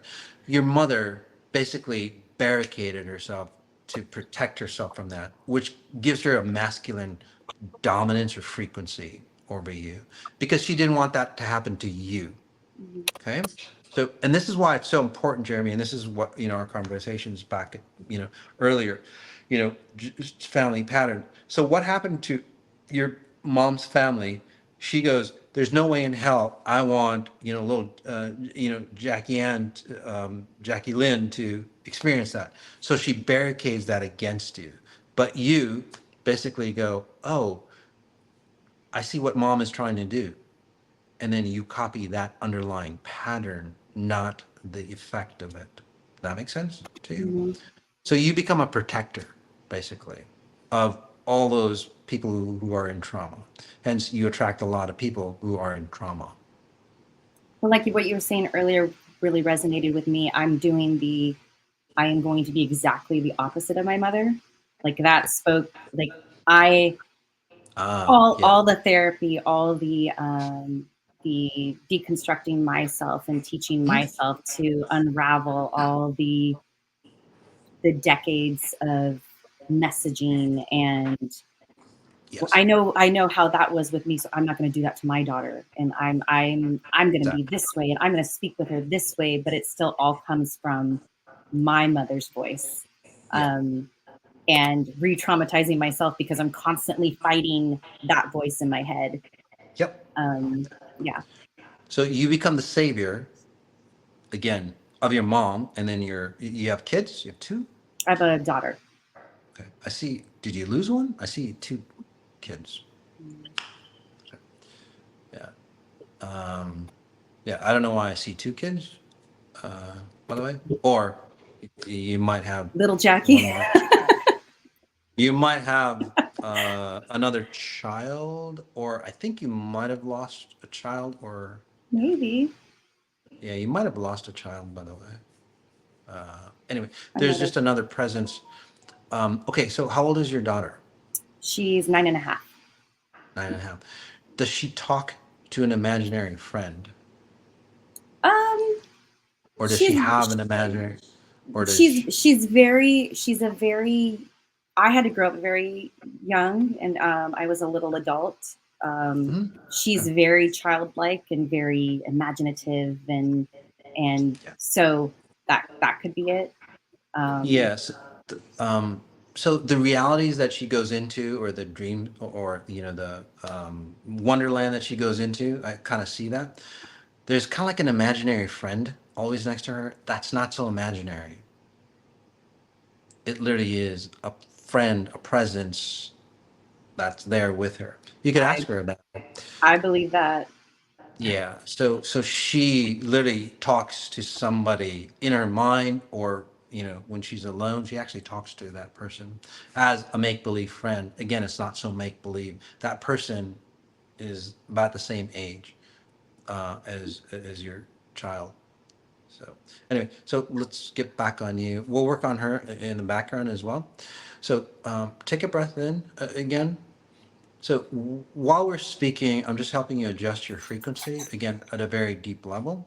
So what you're doing, and this is, again, what we talked about earlier, if you're the opposite of your mom, basically, imagine this, the more you're away from your mom, the less you would have an identity. So the further away you push from your mom's identity, right? So what that means is that your reference point of, okay, um, uh, Jackie Lynn is X, the opposite of mom. So mom has to say expand as you expand. Did that make sense to you? Yeah. Okay, so take a breath in. It's really, really important for you and other people who run this pattern. You're the opposite. You're the opposite of your parents. You're the opposite of society. You're the opposite of your beliefs or whatever you grew up with. Again, you're the opposite. So think of it this way. You're going from New York to California. Take a breath in. Your only reference point is, I don't know, the Statue of Liberty. Okay? So as you drive further and further away, you can't see the Statue of Liberty. That's your only reference point that you have compared to how close you're getting to California is like you're moving away. So in order for you to, again, reach your destination, California, that Statue of Liberty has to say expand or get bigger and bigger for you to see it all the way from California. Did that make sense to you? Because it's your only reference point that you have. Oh, shit. So, and it's not just your mom, but let's just say your family. You want to be so different than your family, Jackie Lynn. Get it? So your family's reference points have to expand for you to move away from them. So take a breath in, and that's what most people do. People rags to riches. So their riches become, say, filthy poor, no matter how rich they are. Hence the concept of filthy rich, by the way. Anyway, take a breath in. God, there's something about your lungs and your heart. So we'll talk about that just a second. So in this scenario, can I help you change your reference point to the possibilities of Jackie Lynn in California, for example? The possibilities of who Jackie Lynn could be without the reference point of her past. Okay? Yeah. Okay. So that diminishes, again, you're sacrificing your old self to create a new version, a better version. So in this case, who's Jackie Lynn in the future? That's your reference point that you're going towards. So in your memories, in your thoughts, in your ideas of who you are is always based on past reference points. I was this as a 20-year-old. I'm the opposite of that. By the way, a lot of stuff happened to you around 19, 20, 21, 22. I could be off by a year or two because you're more wise than your age from what I'm seeing. So that kind of throws off.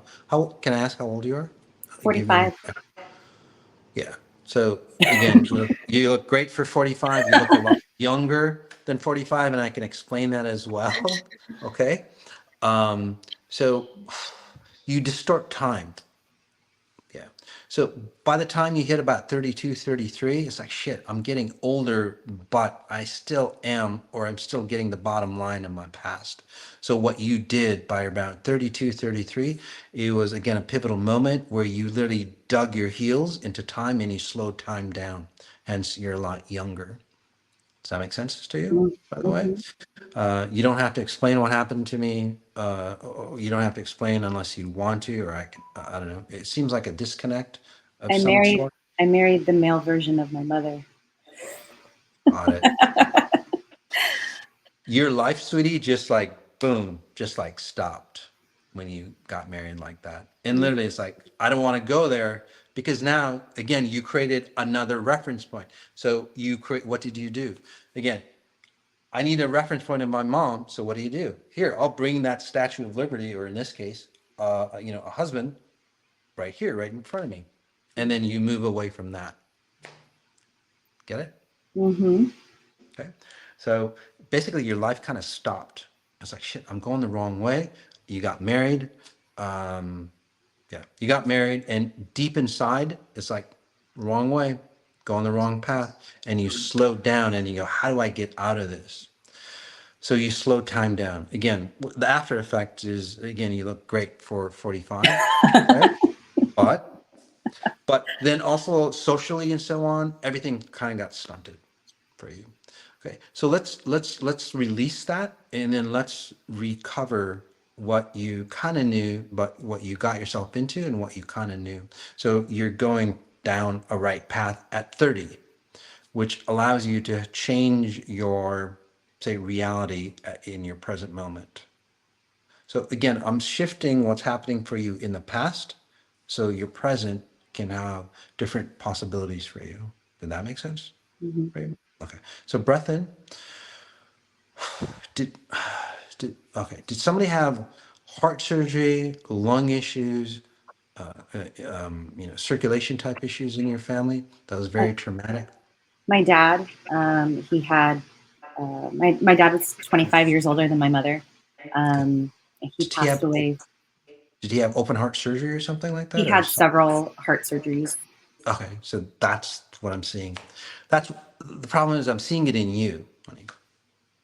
So you took on his burdens, or you took on his burdens, and then your mom's version of her burdens on you as well. So it's like a double burden, your dad and then your mom's patterns.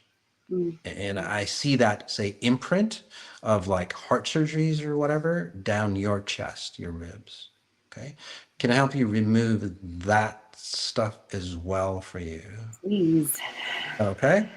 All right. And your dad is passed? Yes. Okay.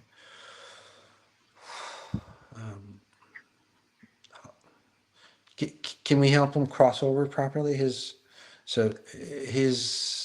still kind of feels like he's heavy around He's you, or heavy very around your present. mom. He's Yeah, very present. yeah. So what that means to me is like you're the battery that creates that presence, or your mom's literally just holding on to him. Mhm. She won't let him go, because if she lets him go, she basically goes downhill. Anyway, let's let him go because it's not beneficial for her, and it's certainly not beneficial for you. Is that okay for you, hon? Okay.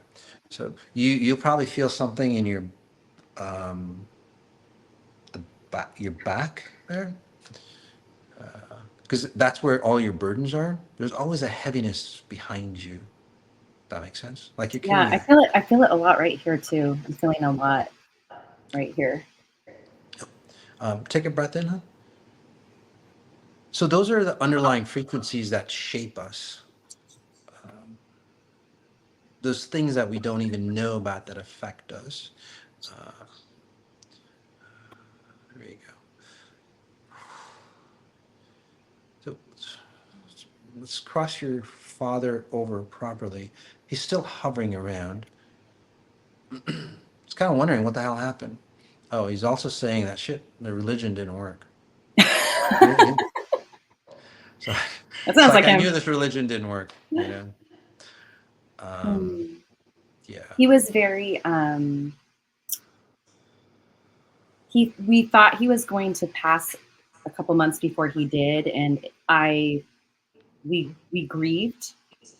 He and I together in that moment, and he miraculously got better, but then he passed suddenly 2 months after that, um, and very unexpectedly, very sudden. Yeah. But the last thing he told me was he just wanted to make sure that I was always okay, that he wanted to take care of me, and Well, yeah. he So was maybe worried for me. I keep telling him I'm okay. you're okay. Yeah. Yeah. And again, it's a mixture of pattern. Your pattern is holding on to him, so to speak. So think of it this way, just to, get the woo-woo stuff out of the way. Your dad has a consciousness. He's connected, he's plugged into that consciousness in physical form. Okay. It's just like an outlet out there, okay, in the universe. Okay. In another, say, dimension of time and space. So what you do or how he takes care of you is literally going, hun, you know what? I'm going to take care of you from the other side, or, you with your propensity of taking on burdens. Basically, he unplugs. So his body disconnects, right? You basically start to plug into his outlet or his consciousness, and then his burdens become your burdens. Although he feels like he's around you. That's why he feels like he's around you. He's outside of you. Give it time, he morphs into you. And then you have the same issues as your father does. So let's disconnect all that. Your mother might get a little messed up after this because she can't connect to anybody. So I'm disconnected from her as of May. I haven't had any type of relationship with her. So Yep. I think I hold on to my dad because otherwise I'm an orphan. Well, let's just talk about that. Okay, you disconnected physically, genetically, a lot of patterns still there. That makes sense to you? Mm-hmm. So it's kind of like this. It's like that relationship was not the best for me. I'm going to disconnect from that. You get into another relationship, which is very similar. By the way, your relationships are very similar. 1, 2, 3, 4. You've had 4 relationships? 1, 2, 3, 4? Yeah, 4? Yeah. From what I'm seeing, 4? Yeah. So again, they're just different versions of the same thing. That makes sense for you. So again, we can do the physical things to disconnect, but at a frequency level, you're still connected. So can I help you disconnect from your mom at a frequency level? Yes. Okay. All right. So let's help you do that. Your father, he wants to send you a message, confirmation that we had a chat, by the way. He's mad at his doctors, by the way. That sounds like him too. Yep. He was very intuitive, but he would say stuff, but people wouldn't believe him. You know what I mean? And then later on, it's like, I told you so. That kind of feel. That was, yeah. So anyway, that's him. So And I'm anyway, starting to feel that behind where you were telling me. yeah, I'm really getting that yeah. feeling. So that's you unplugging from his consciousness. Okay. And he'll love you and watch you from a higher state. He doesn't have to be around here. So you're not an orphan in any way. It's just that he's at a higher state, cleansed of his, say, physical distortions, and he'll come through you, through the neck area, from what I'm seeing, from behind through the neck. So especially when you're alone, you might actually sense him, or you might feel this presence around your neck, and it's like it's gone. It's like something whooshed right through you. That's him going, hey, I love you. I'm here. Okay. I'm in a new form. But he won't stay long because it distorts you and it distorts him. Okay. So that's him. Oh, did he have a special scent that you remember too, from what I'm saying? Yeah. Yeah. Okay. So, okay. Yeah. So that's his proof that he's telling me. Okay. So take a breath in, sweetie. So just to confirm that we talked, just to confirm that he's in a higher order. Okay. So wherever you are, seems like when you're alone, because that's where you had the deep conversations, from what I'm saying, you will smell his presence. And basically that's him telling you that, hey, I'm here, honey. Right? And it's like he's just standing right behind you. You'll feel that deep presence and you'll smell him like he just came into the room. Okay. And it's really strong. And it's like, oh wow, Dad's here. And he actually is in frequency, but not in physical form. But that's your confirmation. So whenever that happens to you, you don't have to search for it. You don't have to expect it. It'll just happen for you. Tell Jeremy. I think it'd be good, say, confirmation for you. Yeah, there you go. How are you feeling, by the way? Woo. Feeling a lot. How's your lungs and your chest? Your heart? That's good. This back here is really strong. Yeah. Really So strong. again, he's taking all your genetic patterns that from him and from your mom. He's just literally helping you disconnect. That's what we're doing. We're just literally pulling that out of you. So your genetics will change for you. You will be Jackie Lynn, the way you created yourself, a better version of your mom and dad. Get it? Yeah, just give me 1 second here. Just work on your daughter for just a second, if you don't mind. Let's help her understand spatial referencing. And in spatial referencing, you can do the human upgrade and all that. We do, that 18-day human upgrade, which will help you shift, by the way. I would highly suggest that for you. But for your daughter, as she gets older, she won't tell the difference between what's here in this reality and what's in another reality, because she'll morph into, it becomes the same for her. And this is where people go, well, ADD, ADHD, and all that. It's just that she doesn't know she doesn't know the difference. The realities are very different. So what I'm helping her kind of separate, she can still keep her friend, but she knows, just like your father, you can still connect with your father, but just know that he can't be in the same reality as you are because he doesn't have physical form. So this will make her friend go into the reality that she is, and it'll keep your daughter where she is supposed to be. Yeah, there you go. Whoa. Nice. One last thing. Circulation issues with your legs. Did your mom have that? Who had circulation issues? My mom. You don't have to have that as you grow old. Oh, You please, don't have Lord to morph Jesus. into her. Yeah, you don't have to, like, a lot of women, they lose their shape as they age, right? Women who go through, men too, but women who go through the process, they literally can keep their shape as they age. They don't have to, again, turn into an older woman visual shape. So anyway, so just removing that out of you as well while we're at it. Yeah, there we go. I think we're good. We're good for a very short session. Questions or anything Jeremy wants to add in? Lord. Yeah. I'm just curious, and this might be too long to ask, but my sister has always had very, how do I explain it? She sees Yeah. either other dimensions or spirits, and I'm just wondering if it's something that you say about my daughter, if my daughter is somewhat has a touch of that. Yeah, I've you're never been such- able to see, but Oh, go I ahead. feel when Mhm. presents are around. My sister, as always, as we've grown up, confirmed it. There's been people in Yeah. our house around us, walking around us, and she'll Yeah. confirm it only after I've asked. Yeah. I'm just wondering if that's kind of something that my daughter is Yeah. gravitating towards or getting a touch out of, or I don't know. Absolutely. Yeah, for your sister, she actually did some, she seems like she had a friend or somebody committed suicide, from what I'm seeing. Recently, and we think so. We haven't had it confirmed that it was that, but yes. Okay.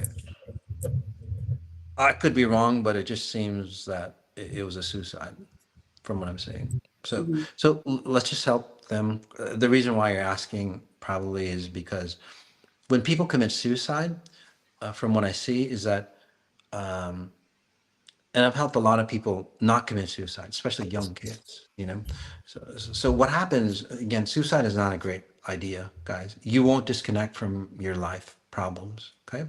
And by the way, your life problems, your physical life problems is not the cause of, why people commit suicide. As a side note, just take a breath in, huh? We'll just help this person that committed suicide. So what happens when I see suicide type, the last moments of death, okay,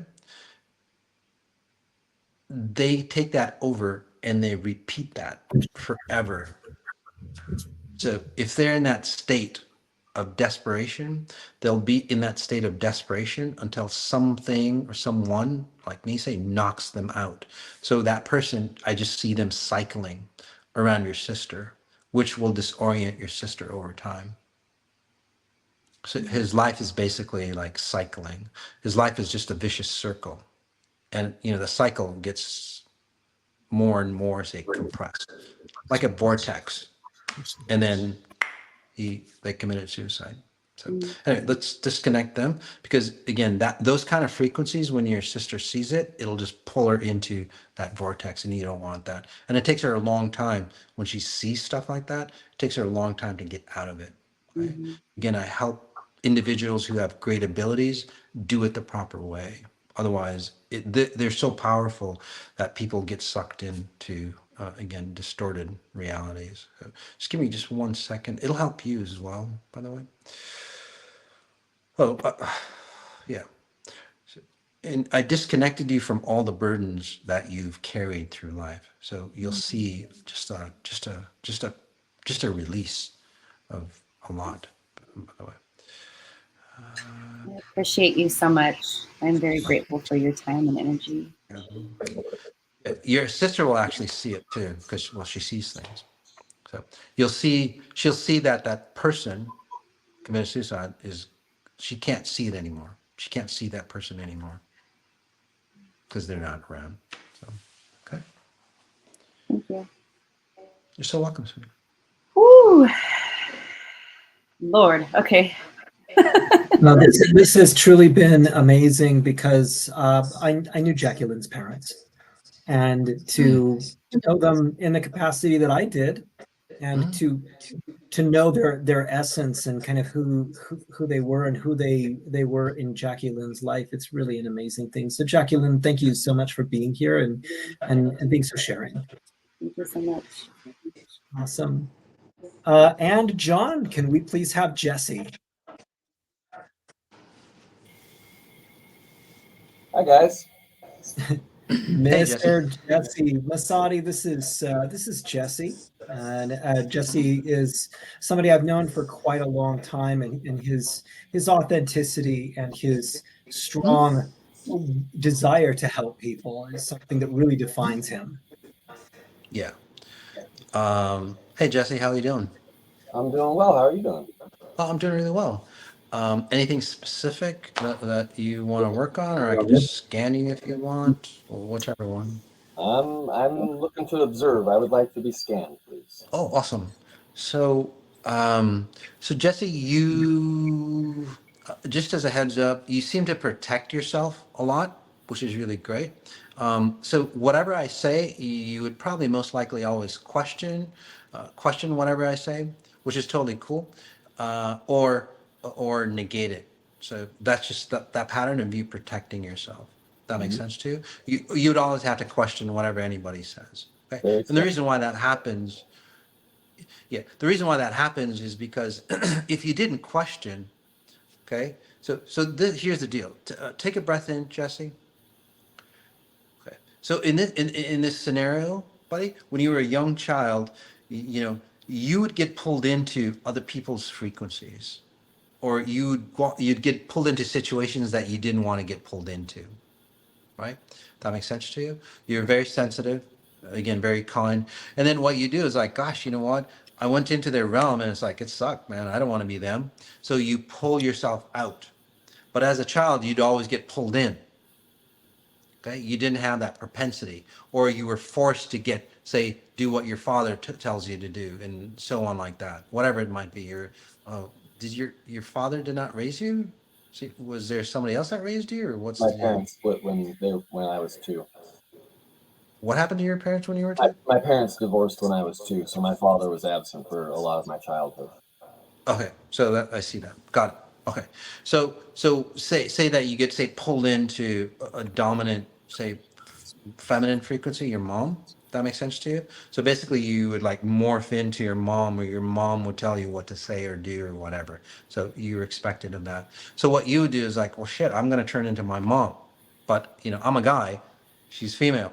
So at a very early age, and by the way, as a side note, this is what's wrong with society, where, we have, LGBT and all these individuals who don't know their sexual identity because of these types of situations, where we just get morphed into, say, the opposite sex parent, and then we lose our identity, and then we get confused about that. But you at a young age go, that's mom's patterns, I don't want to go in there. So what you start to do, like maybe 9 or 10, you start to get a voice, and you go, well, okay, mom, you're over there, I'm over here. That's how you protected yourself. And it worked out really well. You created an identity of your own. But then over time, you start to question everything about you, because again, that pattern of saving you worked. So over time, you basically question everything. You question, school, your classmates, your friends, everything. So you start to create an isolation of who you are. Does that make sense to you? Okay. Yep. And then the cool thing about this, Jesse, again, is that you're an observer because you are, again, separate from, say, other people's reality. You can see those people at a very deep level outside of themselves, so to speak, because you're not of the same reality as they are. Did that make sense for you? So it makes you, so I would say you have intuitive abilities, but it's a physical intuitive ability where you just understand. It's like, oh, I know who they are. And this is great spatial referencing, what I was talking about with Jackie Lynn, spatial referencing, understanding they're in that reality, I'm in this reality. And then what you do, again, if you don't question, if you don't push back, you will literally start to morph into their reality or their consciousness. Get it? So that's why you're always pushing, which is really great. So can I just help you just create like a program where, hey, this is who I am, this is who Jesse is. I don't have to push back on anything because you're always pushing back to define who you are. Okay. Yeah. So we'll go a little deeper, my friend, and just notice your frontal cortex here. All right. So we'll go a little deeper. If people that run your patterns, okay, Jesse, people that run your patterns, if there's nobody around you, it's hard for you to render who you are because there's nobody around to reflect who you are. Get it? Does that make I sense? don't like to be alone a whole lot. Well, this is the reason why. Because again, your identity vanishes. Your physical form literally feels like it vanishes. Did you have nightmares or something like that when you were a child of like dying or disappearing or something? It just feels like that. I mean, I had nightmares. I don't know if I specifically can remember those from childhood. Okay. So the nightmares are literally you, like, again, you don't have normal dreams, especially as a kid. You literally would just evacuate your physical form and go off into different dimensions. And then you would have the nightmares to pull yourself back. Okay. Mm. Another way of doing this, and again, it might not be you, but another way of doing this is when people disconnect from themselves. This is where people like start to cut themselves or abuse themselves or hurt themselves because they don't have that, say, propensity to hold on to their consciousness. So literally their consciousness just starts to float away. And then what they do to bring it back is like they get really, really desperate. Now you've learned a better way of doing it, but other people, not to say not the best way, they cut themselves, they hurt themselves, they get into abusive relationships. So they're always like they're creating problems in their life. So they always stay in tune with who they are. Okay. You've done it in another way, again, by pushing your reality. So take a breath in. Imagine this, Jesse. Close your eyes if you will, buddy. Okay. All right. Imagine that you're in a dark room. You have no visual perception. It's just pitch black. So to understand where you are in reference to the room, you move around and you push against objects. You'll push against the couch, the table. Oh, here's the wall. Oh, here's a window. Again, you're feeling it out. Okay? And that references you to where you are to get to the door. Does that make sense for you? Does that visual make sense for you, buddy? Mm-hmm. Okay. And then, so you're feeling your way. Okay. So in this scenario, we could turn on a flashlight, but again, you don't have a flashlight. For some reason, that sensory perception is turned off for you. It's about spatial referencing for you. So you use other methods or other forms of sensory perception to create yourself in this reality. Okay. All right. So if you didn't have like physical objects like the couch or the wall or anything, this is where you feel alone. And it's like, oh shit, who am I? I don't know where the door is. I don't have any reference of where this room is or how I get out of it. Hence, you don't like to be alone. Okay. Again, there's no reference points. for some reason, that ability has been shut down for you. Now there's your autonomic nervous system, where like your heartbeat, your digestive, your vision, all those things that are automatic that we don't think about. There's another like frequency autonomic nervous system that basically tells you, you are here, you are here, you are here, your reference points are here. That aspect of you is kind of dimmed. It's not completely shut off because you couldn't create yourself, but for some reason, it's not at full capacity for some reason. I don't know if that makes sense to you, but Yeah. okay. So breathe in. Notice your hips.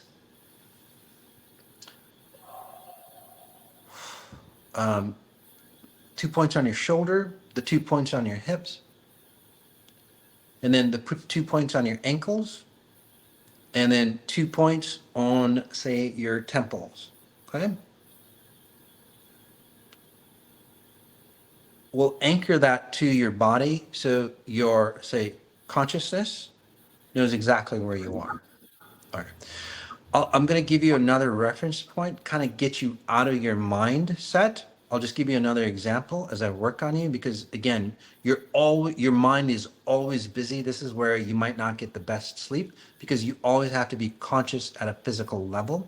It's kind of like people who don't have that automatic system that goes breathe in, breathe out, breathe in, breathe out. Those individuals who's had, say, damage in that brain, they consciously have to go breathe in, breathe out, breathe in, breathe out. So when you're sleeping, basically it's like your body's not here. So I'm going to give you an example, okay, of that. Again, take a breath in. Notice those 6 points. Can you feel those? Mm-hmm. Okay. And then let's just put some more points on you. Your chest, okay, just above a little bit above your solar plex, okay, and then where Tony Stark from Iron Man, he had that thing, okay. Yeah. I don't know why you like Tony Stark, Arc reactor. right? Okay, yeah, exactly. So where that thing is, and then right behind you as well. So there's 2 arc reactors, one in front, one in back. Okay, all right. And I'll talk about that. But I'll give you this example, again, outside of you. A computer, so I don't know if you play video games or not, but video games, right? Yeah. You play the player. Okay, so the computer knows exactly how to create the player on the screen. And then the joystick controls it.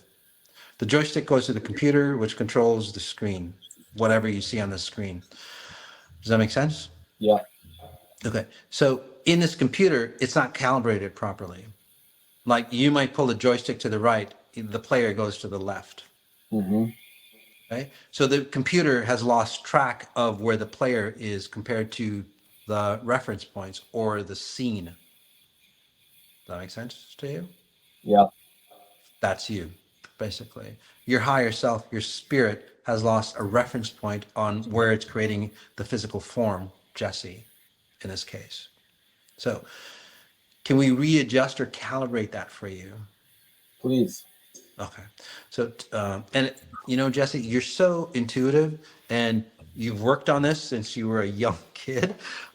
You know the ways of the world at a mental level, which will really accelerate your exponential intelligence, by the way. We just need to have you access that aspect of it. And we'll talk about something else as well. One last thing. So breath in. And again, those who are similar to Jesse or very, let's say, lost in their life, they don't know what to do. Those kind of patterns, no matter what you do, you feel lost, you feel incomplete. You can't be alone. Again, it's very similar to Jesse here. So breathe in, guys. And notice those points. So 2 points on your shoulder, 2 points on your hips, 2 points on your ankles. The arc reactor on your chest and your back. Okay. Those points for you, they're not just random points on your body. Those points for you, Jesse, are actually where you should be in space and time. Okay. So so what I did was pull you into the present moment and then anchored those points on your body. Okay. So the reason why I say this for you And you can use this to, again, um, um, calibrate yourself. So you might wake up in the morning, okay, and you go, hey, where am I compared to those points? And you'll see the points off somewhere, Mm. okay? So here's the deal. Those points are where you should be. That's the key. So you don't want to pull those, you don't want to imagine, because it's not a visual exercise. It's literally a gauge of where you are compared to where you should be. Mm-hmm. I help a lot of successful individuals because when they're in the present moment, that's where aha moments come in. That's where great ideas and concepts come in, by the way. All right. So in your case, let's just get you into the present moment first. Take a breath in. So you can do this anytime through the day. The more often, the better for you, until you get second nature happening Mm-hmm. for you. It's like, hey, where am I in reference to those points? And you go, shit, I'm way off. Sometimes you're way off. And this is where you feel incomplete, incoherent. You go, shit, I feel lost. I don't feel good about myself. I feel like I'm useless. All those kind of patterns that you think about, that you struggle with, by the way, right? So those are the physical things, especially when you're mid 20s, from what I'm sensing. Like, fuck, man, I'm lost, you know? And then you might have gone adventured or whatever that you did, you know, to try to find yourself. Anyway, so breath in. Notice those points. Eight points there. 6, 8. Yeah, 8 points. All right. So in this case, how are you feeling, by the way? I feel all right. I feel very warm. Okay. Do you feel like you're in your body or more in tune with your body? It's hard to tell right now. I constantly think I feel like out of calibration, Yeah. like adjusting my body and trying to find balance. I've been working on this for a lot of Yep. years. Okay. Yep.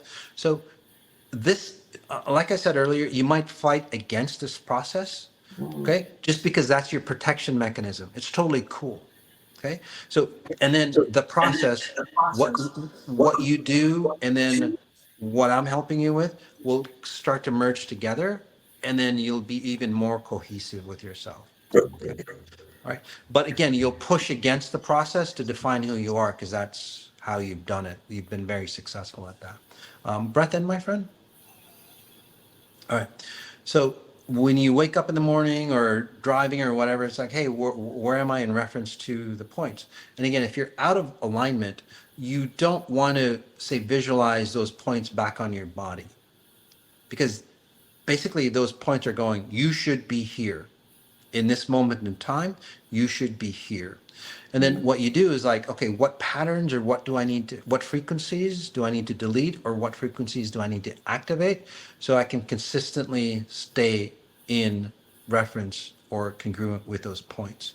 So you would visualize yourself going towards those points, not the other way around. It's very important. Okay.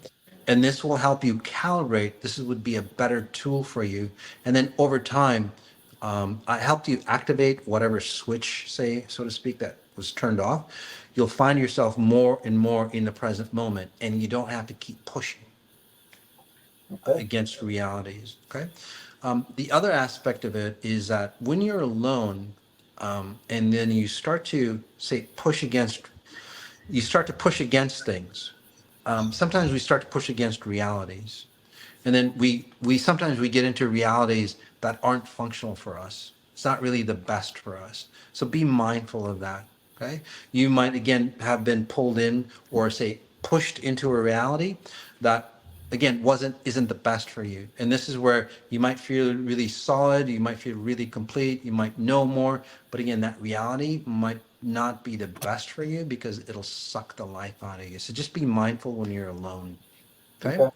So you can stay present and then still attuned to whatever frequencies that are out there that gives you knowledge. All right. Okay? But the key is that you want to stay present in your own identity and state. Most people who have gifts, they literally like disconnect from their body and go somewhere else, and then they come back in. It could be a pure presence, but again, it disorients you and distorts you. And then your physical body gets a lot of issues. That Yeah. makes sense for you? Lot of physical issues. Exactly, because you tend to leave your body when you're anchored to that state because it feels good out there. But then your body is left alone and it starts to decay, although you're still alive. Get it? So I was helping you stay in your body. And with people that run your patterns, there's a lot of gifted individuals, by the way. They, again, leave their body to connect with their gifts, and then their physical form starts to deteriorate. We can do it another way. And again, we've got plenty of courses that'll help you with that, by the way. Okay. Healing mastery, I think you should actually look into, Jesse. It would really benefit you because you've got really nice abilities and you really want to help people the proper way. This will help you create strength because you don't want to destroy yourself to help others. Right. You want to help yourself as you help others, and then societies, evolve. Otherwise, we're always destroying each other to help others. It's a vicious cycle. That's right. I'm a teacher, and I take on a lot of empathic things from kids, a lot of trauma and their suffering. And I'm also ulcerative colitis sufferer. So when things are going poorly for them, I'm very sick. And when things are going smoothly, I magically get better. Yep, exactly. So again, you don't want to be that. Yeah, I'm trying to help them and help them.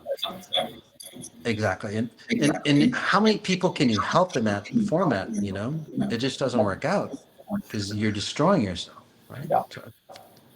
So good stuff, my friend. Nice. All right. Thank you very much, guys. Appreciate welcome. it. Jesse, thank you so much for being on this evening. Thank you for inviting me. I appreciate it. All right. See you, buddy. All right. Bye-bye. Masati, number one, thank you so much for being so incredibly generous with your time on doing these scans. And I know these people, and to see their minds be completely blown this way is something that it's really a gift for people to truly be seen, because it's very rare in our lives when we truly get seen, when we truly have somebody see us. And you're seeing people at such a deep level. And I want to ask you a question about something that you've already talked about, but I want to ask it in a little bit of a different way. Recently, you attended Burning Man, and it was a wonderful experience for you. And I want to talk about the concept of Burning Man, civilization, creativity, and raising the frequency of the world that we live in. Because we're in a world right now where things are very chaotic. Things in many corners of the world are very ugly and don't seem to be getting better in the immediate future. And so for those of us who are wanting to make for a better world in a way that's over and above helping our neighbors, right? How do we not only raise the frequency of ourselves, but what do you kind of have to say about the world and how we can work together to raise our frequency and the frequency of a world that is in chaos? Yeah. Yes. And again, that's what exponential intelligence science is all about: bringing high level solutions to the world's, to solve the world's problems. Burning Man is really fantastic. The artwork, everything is just gorgeous. It's quite amazing. It was perfect weather for us as well. So highly recommend it. But and I saw this pattern over and over again. Burning Man is supposed to be that next, say, icon of possibilities for people, the perfect state for people. But, Burning Man has been around for, I don't know how many years, 10, 18 years, 15 years, 15, 18 years, somewhere like that. But the key is like when I stepped into that place, there's a lot of the knowledgeable individuals. They want to really help. They want to really expand the possibilities. And by the way, the same with X Prize. I don't know if you're familiar with X Prize, but X Prize is sponsored by, I think, Google or some tech companies like, Tesla and so on like that. And it's like, okay, let's figure out, the problems of the world. I actually signed up for longevity and aging. How can we, age properly and so on like that. But again, X Prize, whether it's, X Prize, whether it is, Burning Man, whether it's all these other, say, missions that people go about, they basically recycle things of the past. For example, like coming back to Burning Man, what they do is as I saw that, well, people are using psychedelics, which is fantastic. There's nothing wrong with psychedelics. But, people used psychedelics back in the 60s and 70s and 80s. So it's becoming a resurgence. Hey, let's use psychedelics. That'll help us out. But again, if it didn't work in the 60s and 70s, again, it's not the psychedelics. Okay. But, but the deal is that why are you using the psychedelics? How can you use psychedelics properly? Right? Again, most people, it's just a recycle back in the 60s and 70s. It's like, let's all fall in love with each other. Let's be that, kumbaya type stuff. Let's use psychedelics. Let's feel that love and so on like that. It literally is that kind of frequency at Burning Man, right? There's a lot of great individuals, again, who have great intent, but they're damaged healers. Okay, so it's just like God, I forgot his name. That last caller, sorry. Jesse, yes. Jesse, yeah, just like Jesse, he's helping a lot of people, but again, he's damaging himself. So there's a lot of people like that who have great abilities, right, and who have the kindest heart, but again, they're starting to damage their own lives, right, to help others, thinking that that's the way to go. Again, consciousness doesn't need you to damage yourself. It doesn't need you to destroy who you are. It doesn't need you to sacrifice who you are. Consciousness expects you to know who you are, expand who you are. So in this case, you can do psychedelics, you can help people, you can love people, you can do all those things that, Burning Man is about, finding a better version, finding, higher, say, possibilities of humanity. But if we're recycling solutions of the past to create, to tomorrow, it's not going to work. We're going to get the same results as we did in the past, right? So the big thing about psychedelics is coming forward, right? Everybody's talking about psychedelics. Joe Rogan is talking about psychedelics and so on like that. The truth about psychedelics is coming out. Again, I have no qualms about people using psychedelics. In fact, it's a really great way to alter your state. XI, what I do, alters your state, by the way, in a safe way. Using psychedelics and XI will actually help you benefit, because what most people, and I'm kind of mixing the two together, but most people who use psychedelics, it's like getting into a race car and not knowing how to drive that race car. It literally is. It's like, where the fuck am I going? You know what I mean? And then they have all these ideas and concepts of, psychedelics, and you should do this and you should do that. And they have shamans and so on. And again, I'm not knocking down shamans, or I'm not knocking down guides, but you want to know that you can trust that shaman is clean and clear. You want to know that your guide is clean and pure. Most, again, shamans aren't real shamans in today's world. Just like most doctors in today's world aren't real doctors. They're just like a rehash of the past, if that makes sense for you. So you want somebody that's really, really clean. By the way, if you're taking psychedelics, I don't know how I got into that conversation, but we'll just back out. Otherwise, we'll go into a whole. So again, it's not about taking psychedelics or not taking psychedelics. It's not about, this or that. It's about understanding why you want to do it. And again, navigating. It's about learning how to drive properly. So when you do take psychedelics, because psychedelics are just like a rocket ship. It's like a jet airplane. It'll just skyrocket you to wherever you want to go. But if you don't know where you're going, how's that going to help you?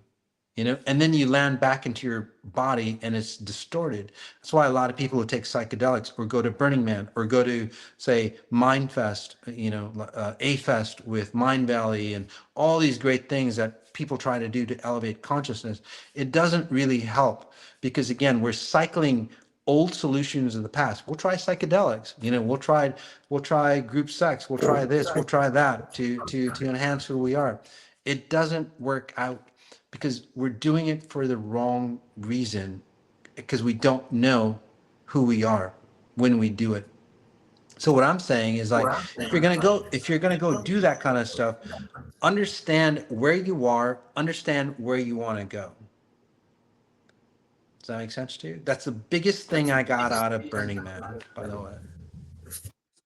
Well, and it's a beautiful summation here. And so let's get into psychedelics, because I'm a psychedelic therapist. I'm an expert in this.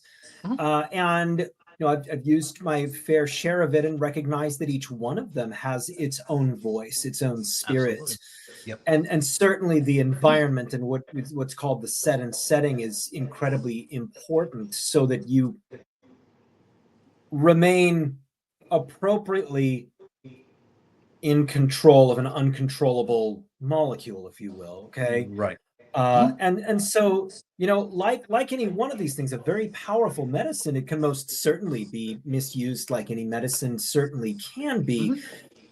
I've experienced both terrifying things, and I've also experienced things that were the most transcendent, lovely, empathetic, and memorable experiences of my own life, where I went into a different consciousness realm for myself, and what I brought back was a peace, a peace, being held like a baby by the spirit, being experiencing all of the traumas of my life at once and grieving all of them, and being able to walk beyond it. And so, when we are talking about psychedelics, which it is a rocket ship, can you talk about the manner in which, whether we are using psychedelics or we're not using psychedelics, to ensure that we're, I guess, walking in the light, that we're raising frequency as we're doing whatever thing that we're doing to help ourselves transcend and get to a better place?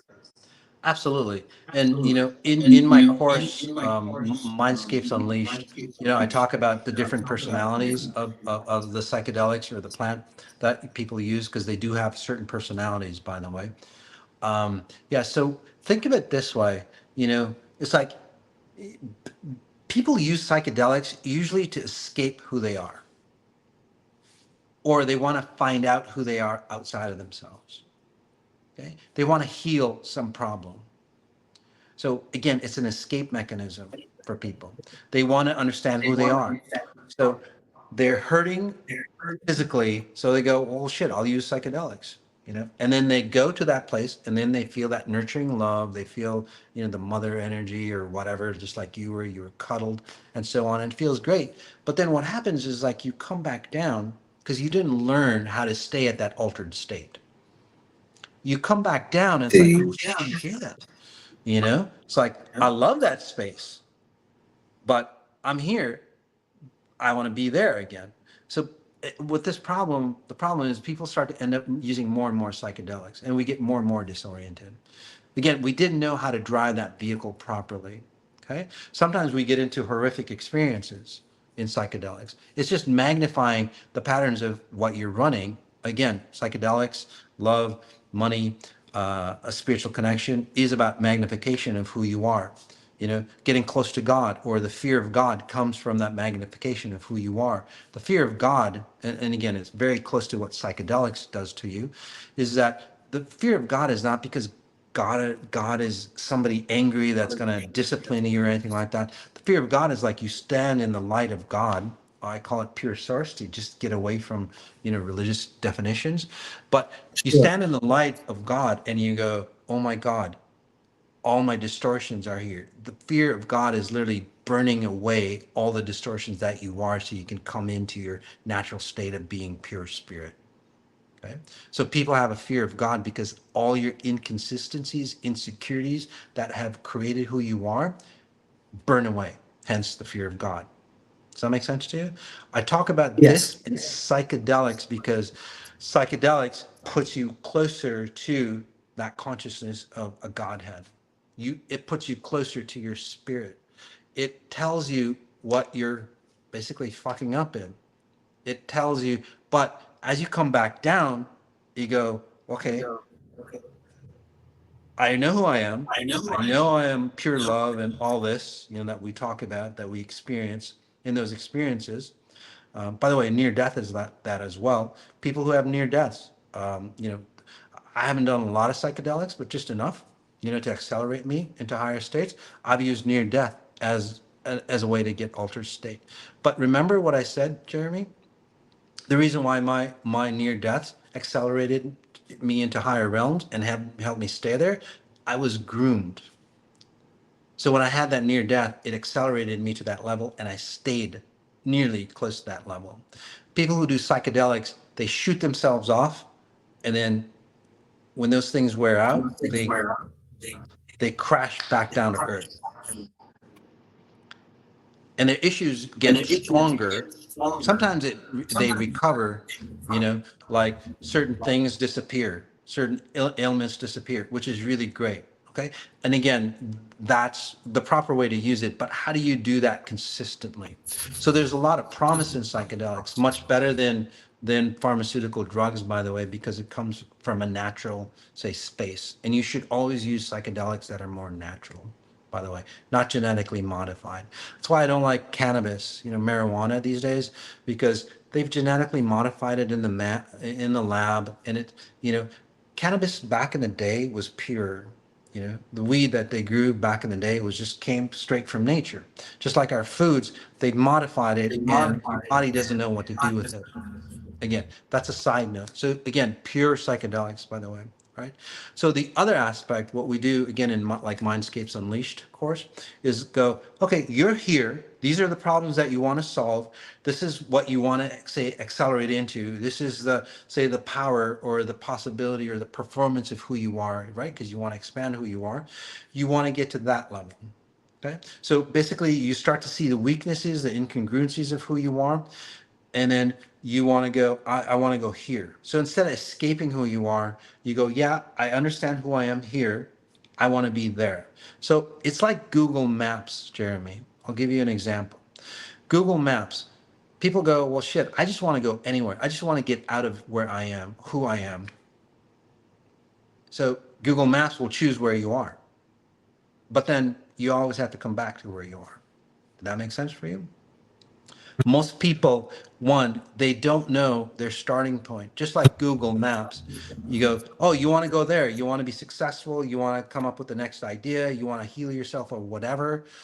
And they go, okay, there's a dimension of time and space that has a version of you that has what you want. It's already created for you, by the way. Okay. By the way, University of San Diego, they're mapping out the DMT realm. It's kind of a cool study, by the way. It literally is a consciousness. It literally is dimensions of time and space that are out there. So there's a version of you that already is who you want to be. Okay.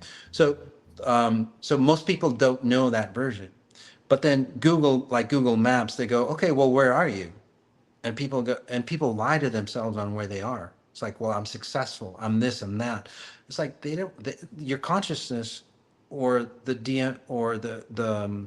psychedelics doesn't care about what you've done in physical form. It's your frequency that you're resonating at. So in this situation, all the hurts, all the pains, all the distortions that you try to cover up, again, that's who you are. Okay. So I've got a question for you about this. When you say, people don't know where they are, that there's a version of you, me out there that is where we want to be. How do we know how to see where we are? And then how do we begin to shift those frequencies to become that highest version? Exactly. This is the same thing I was talking about when I said people want to become wealthy or people want to fall in love. Again, those opportunities tell you exactly who you are. It's like, these are all your insecurities, your incongruencies. Remember when I was talking about that? But most people, that's where you are. That's the frequency that you're at. Your frequency dictates what, say, happens to you. Okay? It's not your mindset or your physical situation. It literally is your frequency dictates what happens to you. Okay, so in a psychedelic mode, the whatever you're ingesting or inhaling dictates, basically tells you, it's like, oh, that person is over here, and this is how psychedelics work. But let me just finish this other example first, Jeremy. So in this case, basically what we do, especially in the Mindscapes Unleashed program, is like it basically tells you who you are and who your possibilities of who you could be. So it gives you those 2 points, your starting point and your ending point of what you want to be. So when you go into a psychedelic journey, right, you go, oh, I'm here. I'm going to leave this baggage behind. I'm going to leave my traumas and my, success, time-bound successes back here. I'm going to go to this level of self. So the psychedelic basically goes, oh, he's here. This person's here. They want to know, they want to go to this level of self. They want to feel the love. They want to feel the connection. And they go, oh, okay. So in this case, the psychedelic helps you unload all the bullshit that you're not, all the time-bound identities that who you think you are. Because psychedelics take you into the realm of the timeless. Got it? Yes. And that's who you really are, a timeless being. So in this case, the psychedelics go, these definitions that you think you are, whether they're good or bad, is not you.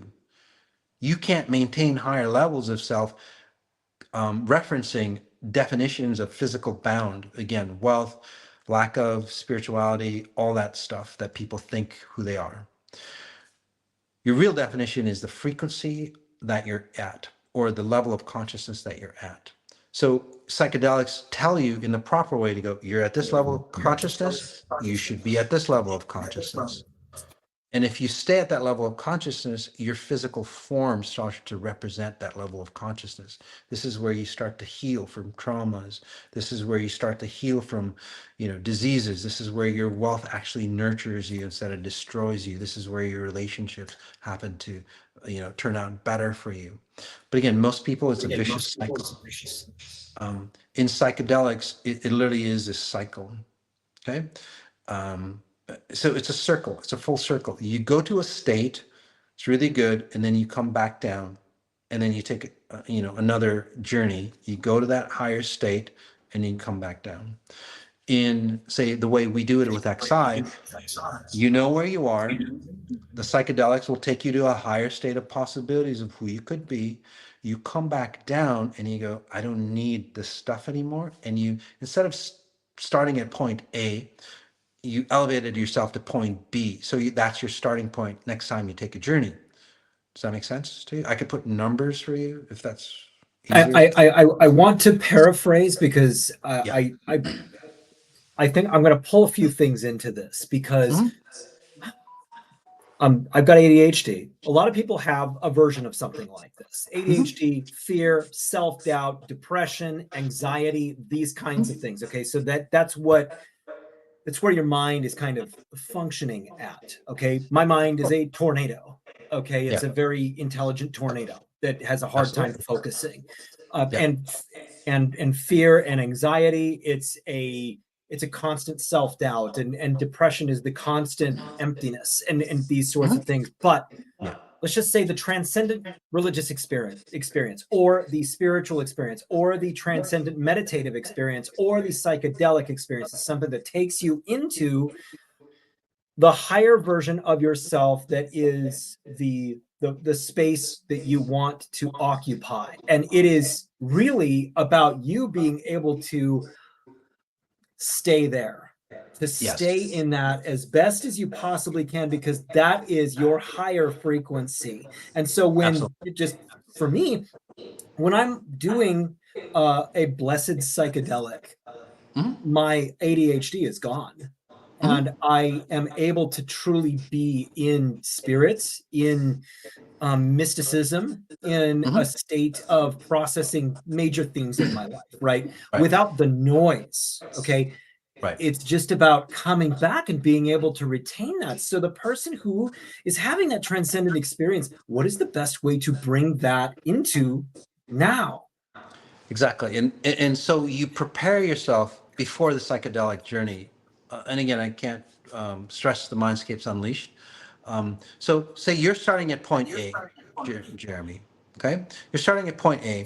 You go into a transcendent state, okay? By the way, your ADHD basically is an escape mechanism for you, because if you stayed in your body, if you stayed in your body, you'd remember all the traumas that your body has gone through, and then you'd remember the traumas of your grandparents and so on like that, that your body still holds memory of.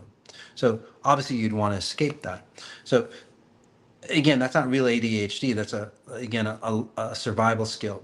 Otherwise, if you stayed there, you would morph into whatever distortions that your family did, and you don't want that, Jeremy.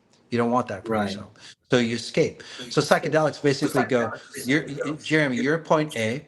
So psychedelics will take you to point, say, F. Okay.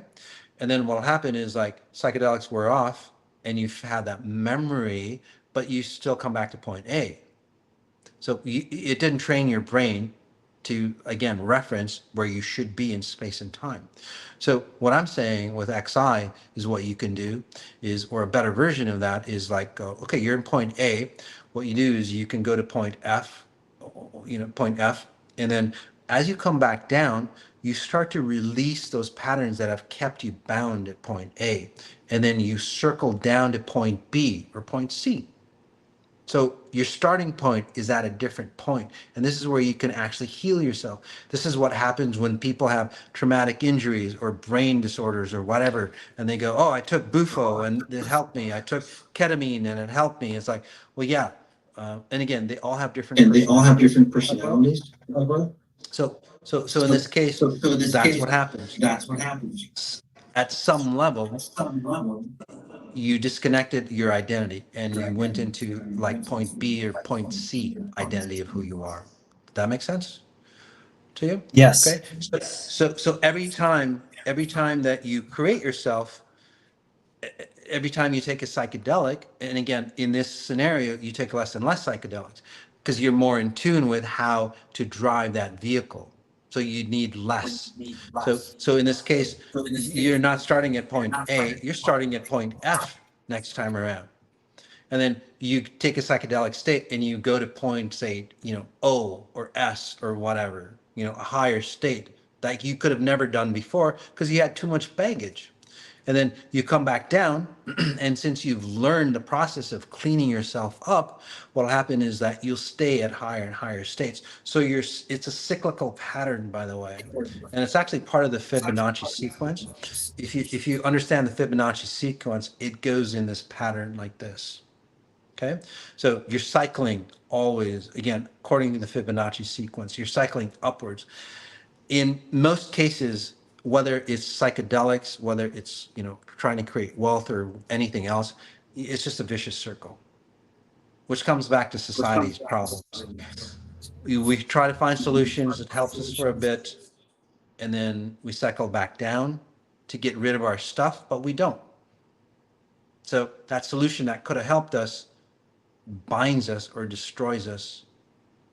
Any benevolent solution is always turned into a destructive possibility for us, or it's always destroyed us. Again, any benevolent solution, no matter what it is, has become a destructive force for society. And this is the reason why, because we cycle, we don't follow the Fibonacci sequence of cycling like that. You name me anything. So in this case, a revamp of psychedelics are coming up. Again, same issues that happened back in the 60s and 70s. More people will go back to the issues that happened in the 60s and 70s and just magnify it a bit more, unfortunately, because we didn't learn, right? So if you're going to do psychedelics, or if you're going to do success, if you're going to do whatever, start to become exponentially intelligent. And again, follow the laws of the universe, because that's how the universe does it. It just cycles itself higher and higher. We just cycle over and over. And it does become a vicious cycle, right? So. Masati, I'm so incredibly energized, and it's been such an amazing conversation. I wanted to ask you if you would lead a meditation for us. Absolutely. Sure. Let's see. I'll just tap into the group. And again, guys, comment in if you're feeling a little different or a little confused or distorted as well. It'll help you out. Let's take a breath in.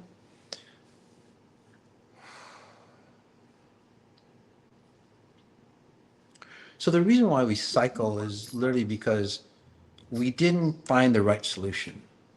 We didn't fix it properly, right? Breath in again.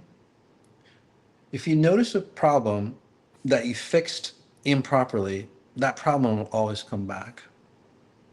That's what happens at a personal level, societal level, human level. So in this, I call it a hyper meditation because I can get you into deep states rather fast, and it's very different than normal meditations because most meditations disconnect you from who you are. In this case, I bring your presence into where you should be, just like we did with Jesse. Breath in again.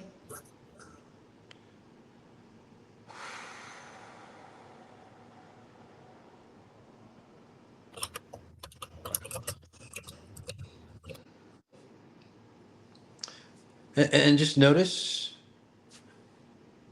your presence.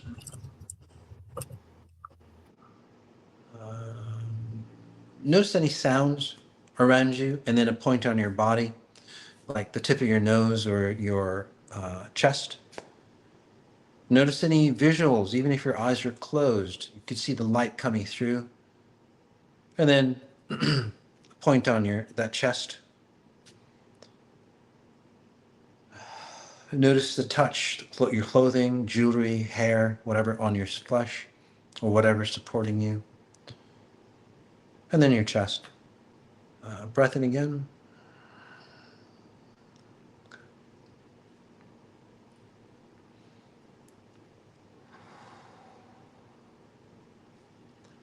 You can't solve a problem if you don't know what the actual cause of that problem is. So again, we throw shit against the wall. Sorry for the analogy, and then we just hope it sticks. Okay? Your life might be that way. Society might that way. The most intelligent people, again, they really don't know the actual cause. So in this hyper meditation, if you allow me to, can I help you see the original cause of your issues in your life? Because if you can help yourself, you help reality. You help society. Okay. We all have to come back and own our own stuff.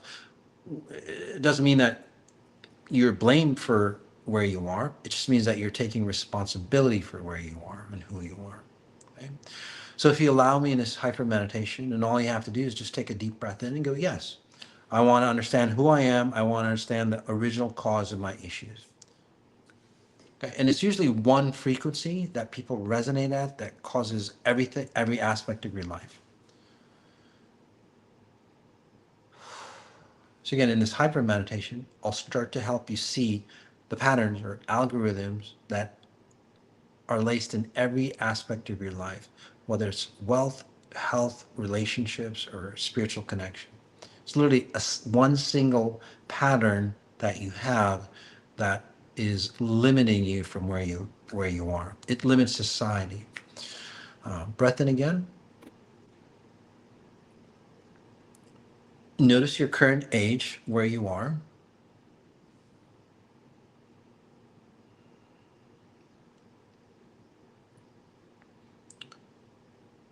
All right.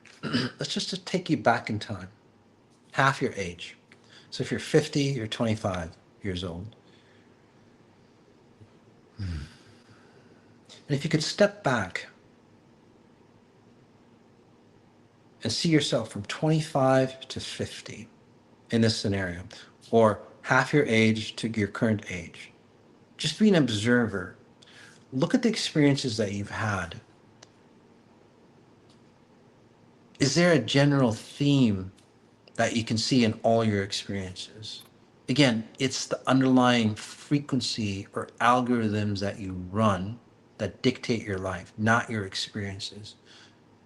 Your experiences are a result of the patterns that you run or the frequency that you run at. Okay. Again, half your age to your current age. Breath in. Be an observer, a life review. Notice your relationship patterns. Notice your health patterns. Notice your career patterns, your choices that you've made in life. And let's help you separate even more to give you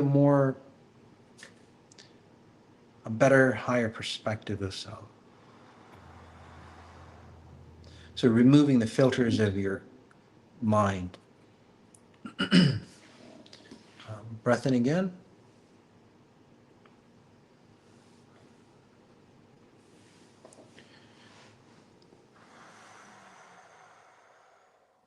Let's just go back. So half the half. So 3/4. So if you're 50, you're 25, now you're about 12 and a half. So whatever age you were, half that and then half that for you. Breath in, notice your chest. Okay. As an observer, looking from the outside, again, a different reality. Notice yourself from 3/4 of your life back to your current state. Do you see general themes in your life, good or bad? Again, do you see a general theme?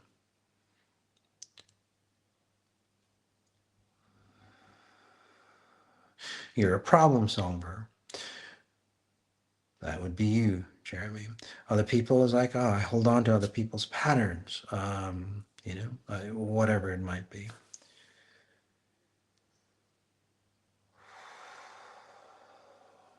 I always take the blame.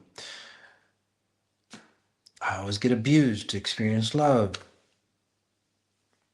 I always get the short end of the stick. I can't escape. I can't feel complete. Again, do you see those general patterns? I'm just giving you just a sample. I'm never good enough. No matter what I do, again, it's never good enough. I feel a void in myself.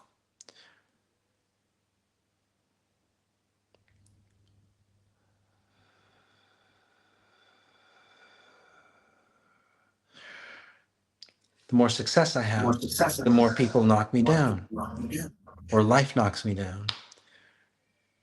Breath in again. Again, do you see the general patterns that you're running? And these are just a sample. All right. Take a breath in again. We'll go back to, say, about 9 years of age.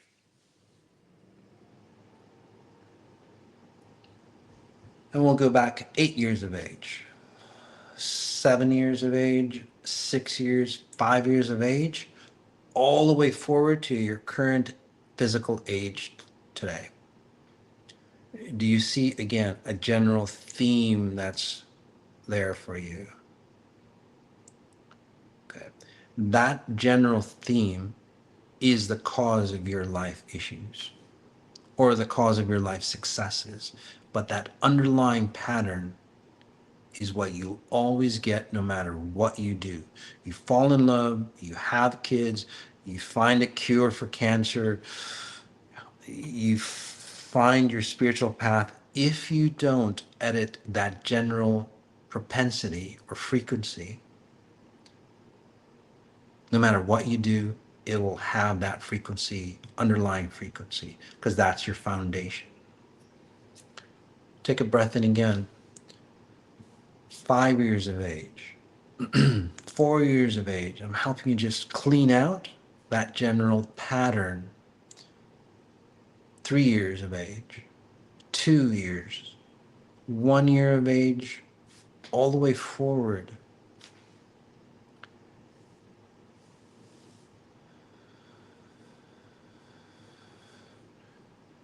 You transformed with age.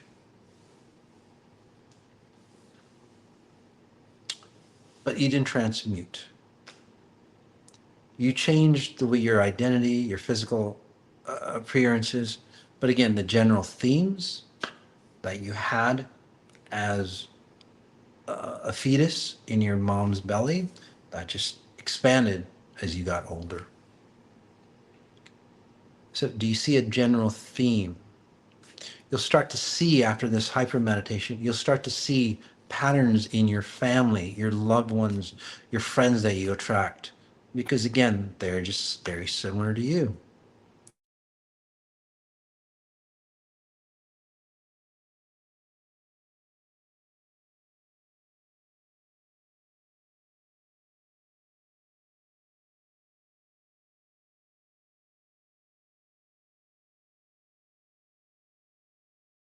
Everybody, please stay tuned.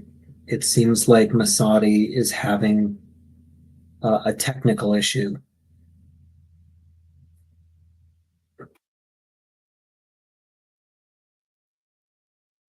Yeah.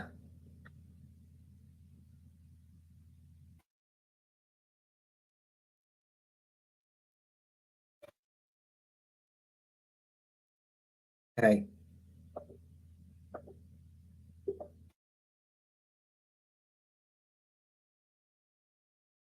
Oh, it looks like I am still able to be live. I wasn't sure if I was. The things that I am really appreciating about this incredible uh, interview is Masati's incredible ability to be generous and to really care for people. His ability to really spread incredibly positive things into a world that needs it so incredibly badly. And Masati has been an amazing teacher and friend, and it's taken him a very long time to develop over a lifetime these incredible things, and he gives them so freely, and he gives them with such generosity. And his friendship with me has been one where he has consistently given. And I'm getting notification from Faye that the Wi-Fi went out. Oh, and here's good news. We have Masati back. His Wi-Fi went out in the flat that he's staying in Spain, and so I've just been talking about you as somebody who's brought such an incredible positivity into the world. And so you were in the middle of something, and sorry for the technical issues here. Yeah, no worries. Sometimes that happens. I guess too many frequencies, and it's just the weirdest thing happens with that. But as I was saying, just take a deep breath in. We'll just kind of finish it off. After this hyper meditation, you'll start to observe you, which is really important, because as you become the observer, you get to see the incongruencies that you are running. And then as you see those incongruencies, don't try to run away from them. Try to, okay, why are they happening to me? What frequencies can I delete and what frequencies can I activate so I can become a better version and become my purest possible self? And as you do that, you will literally, ascend to higher levels of self.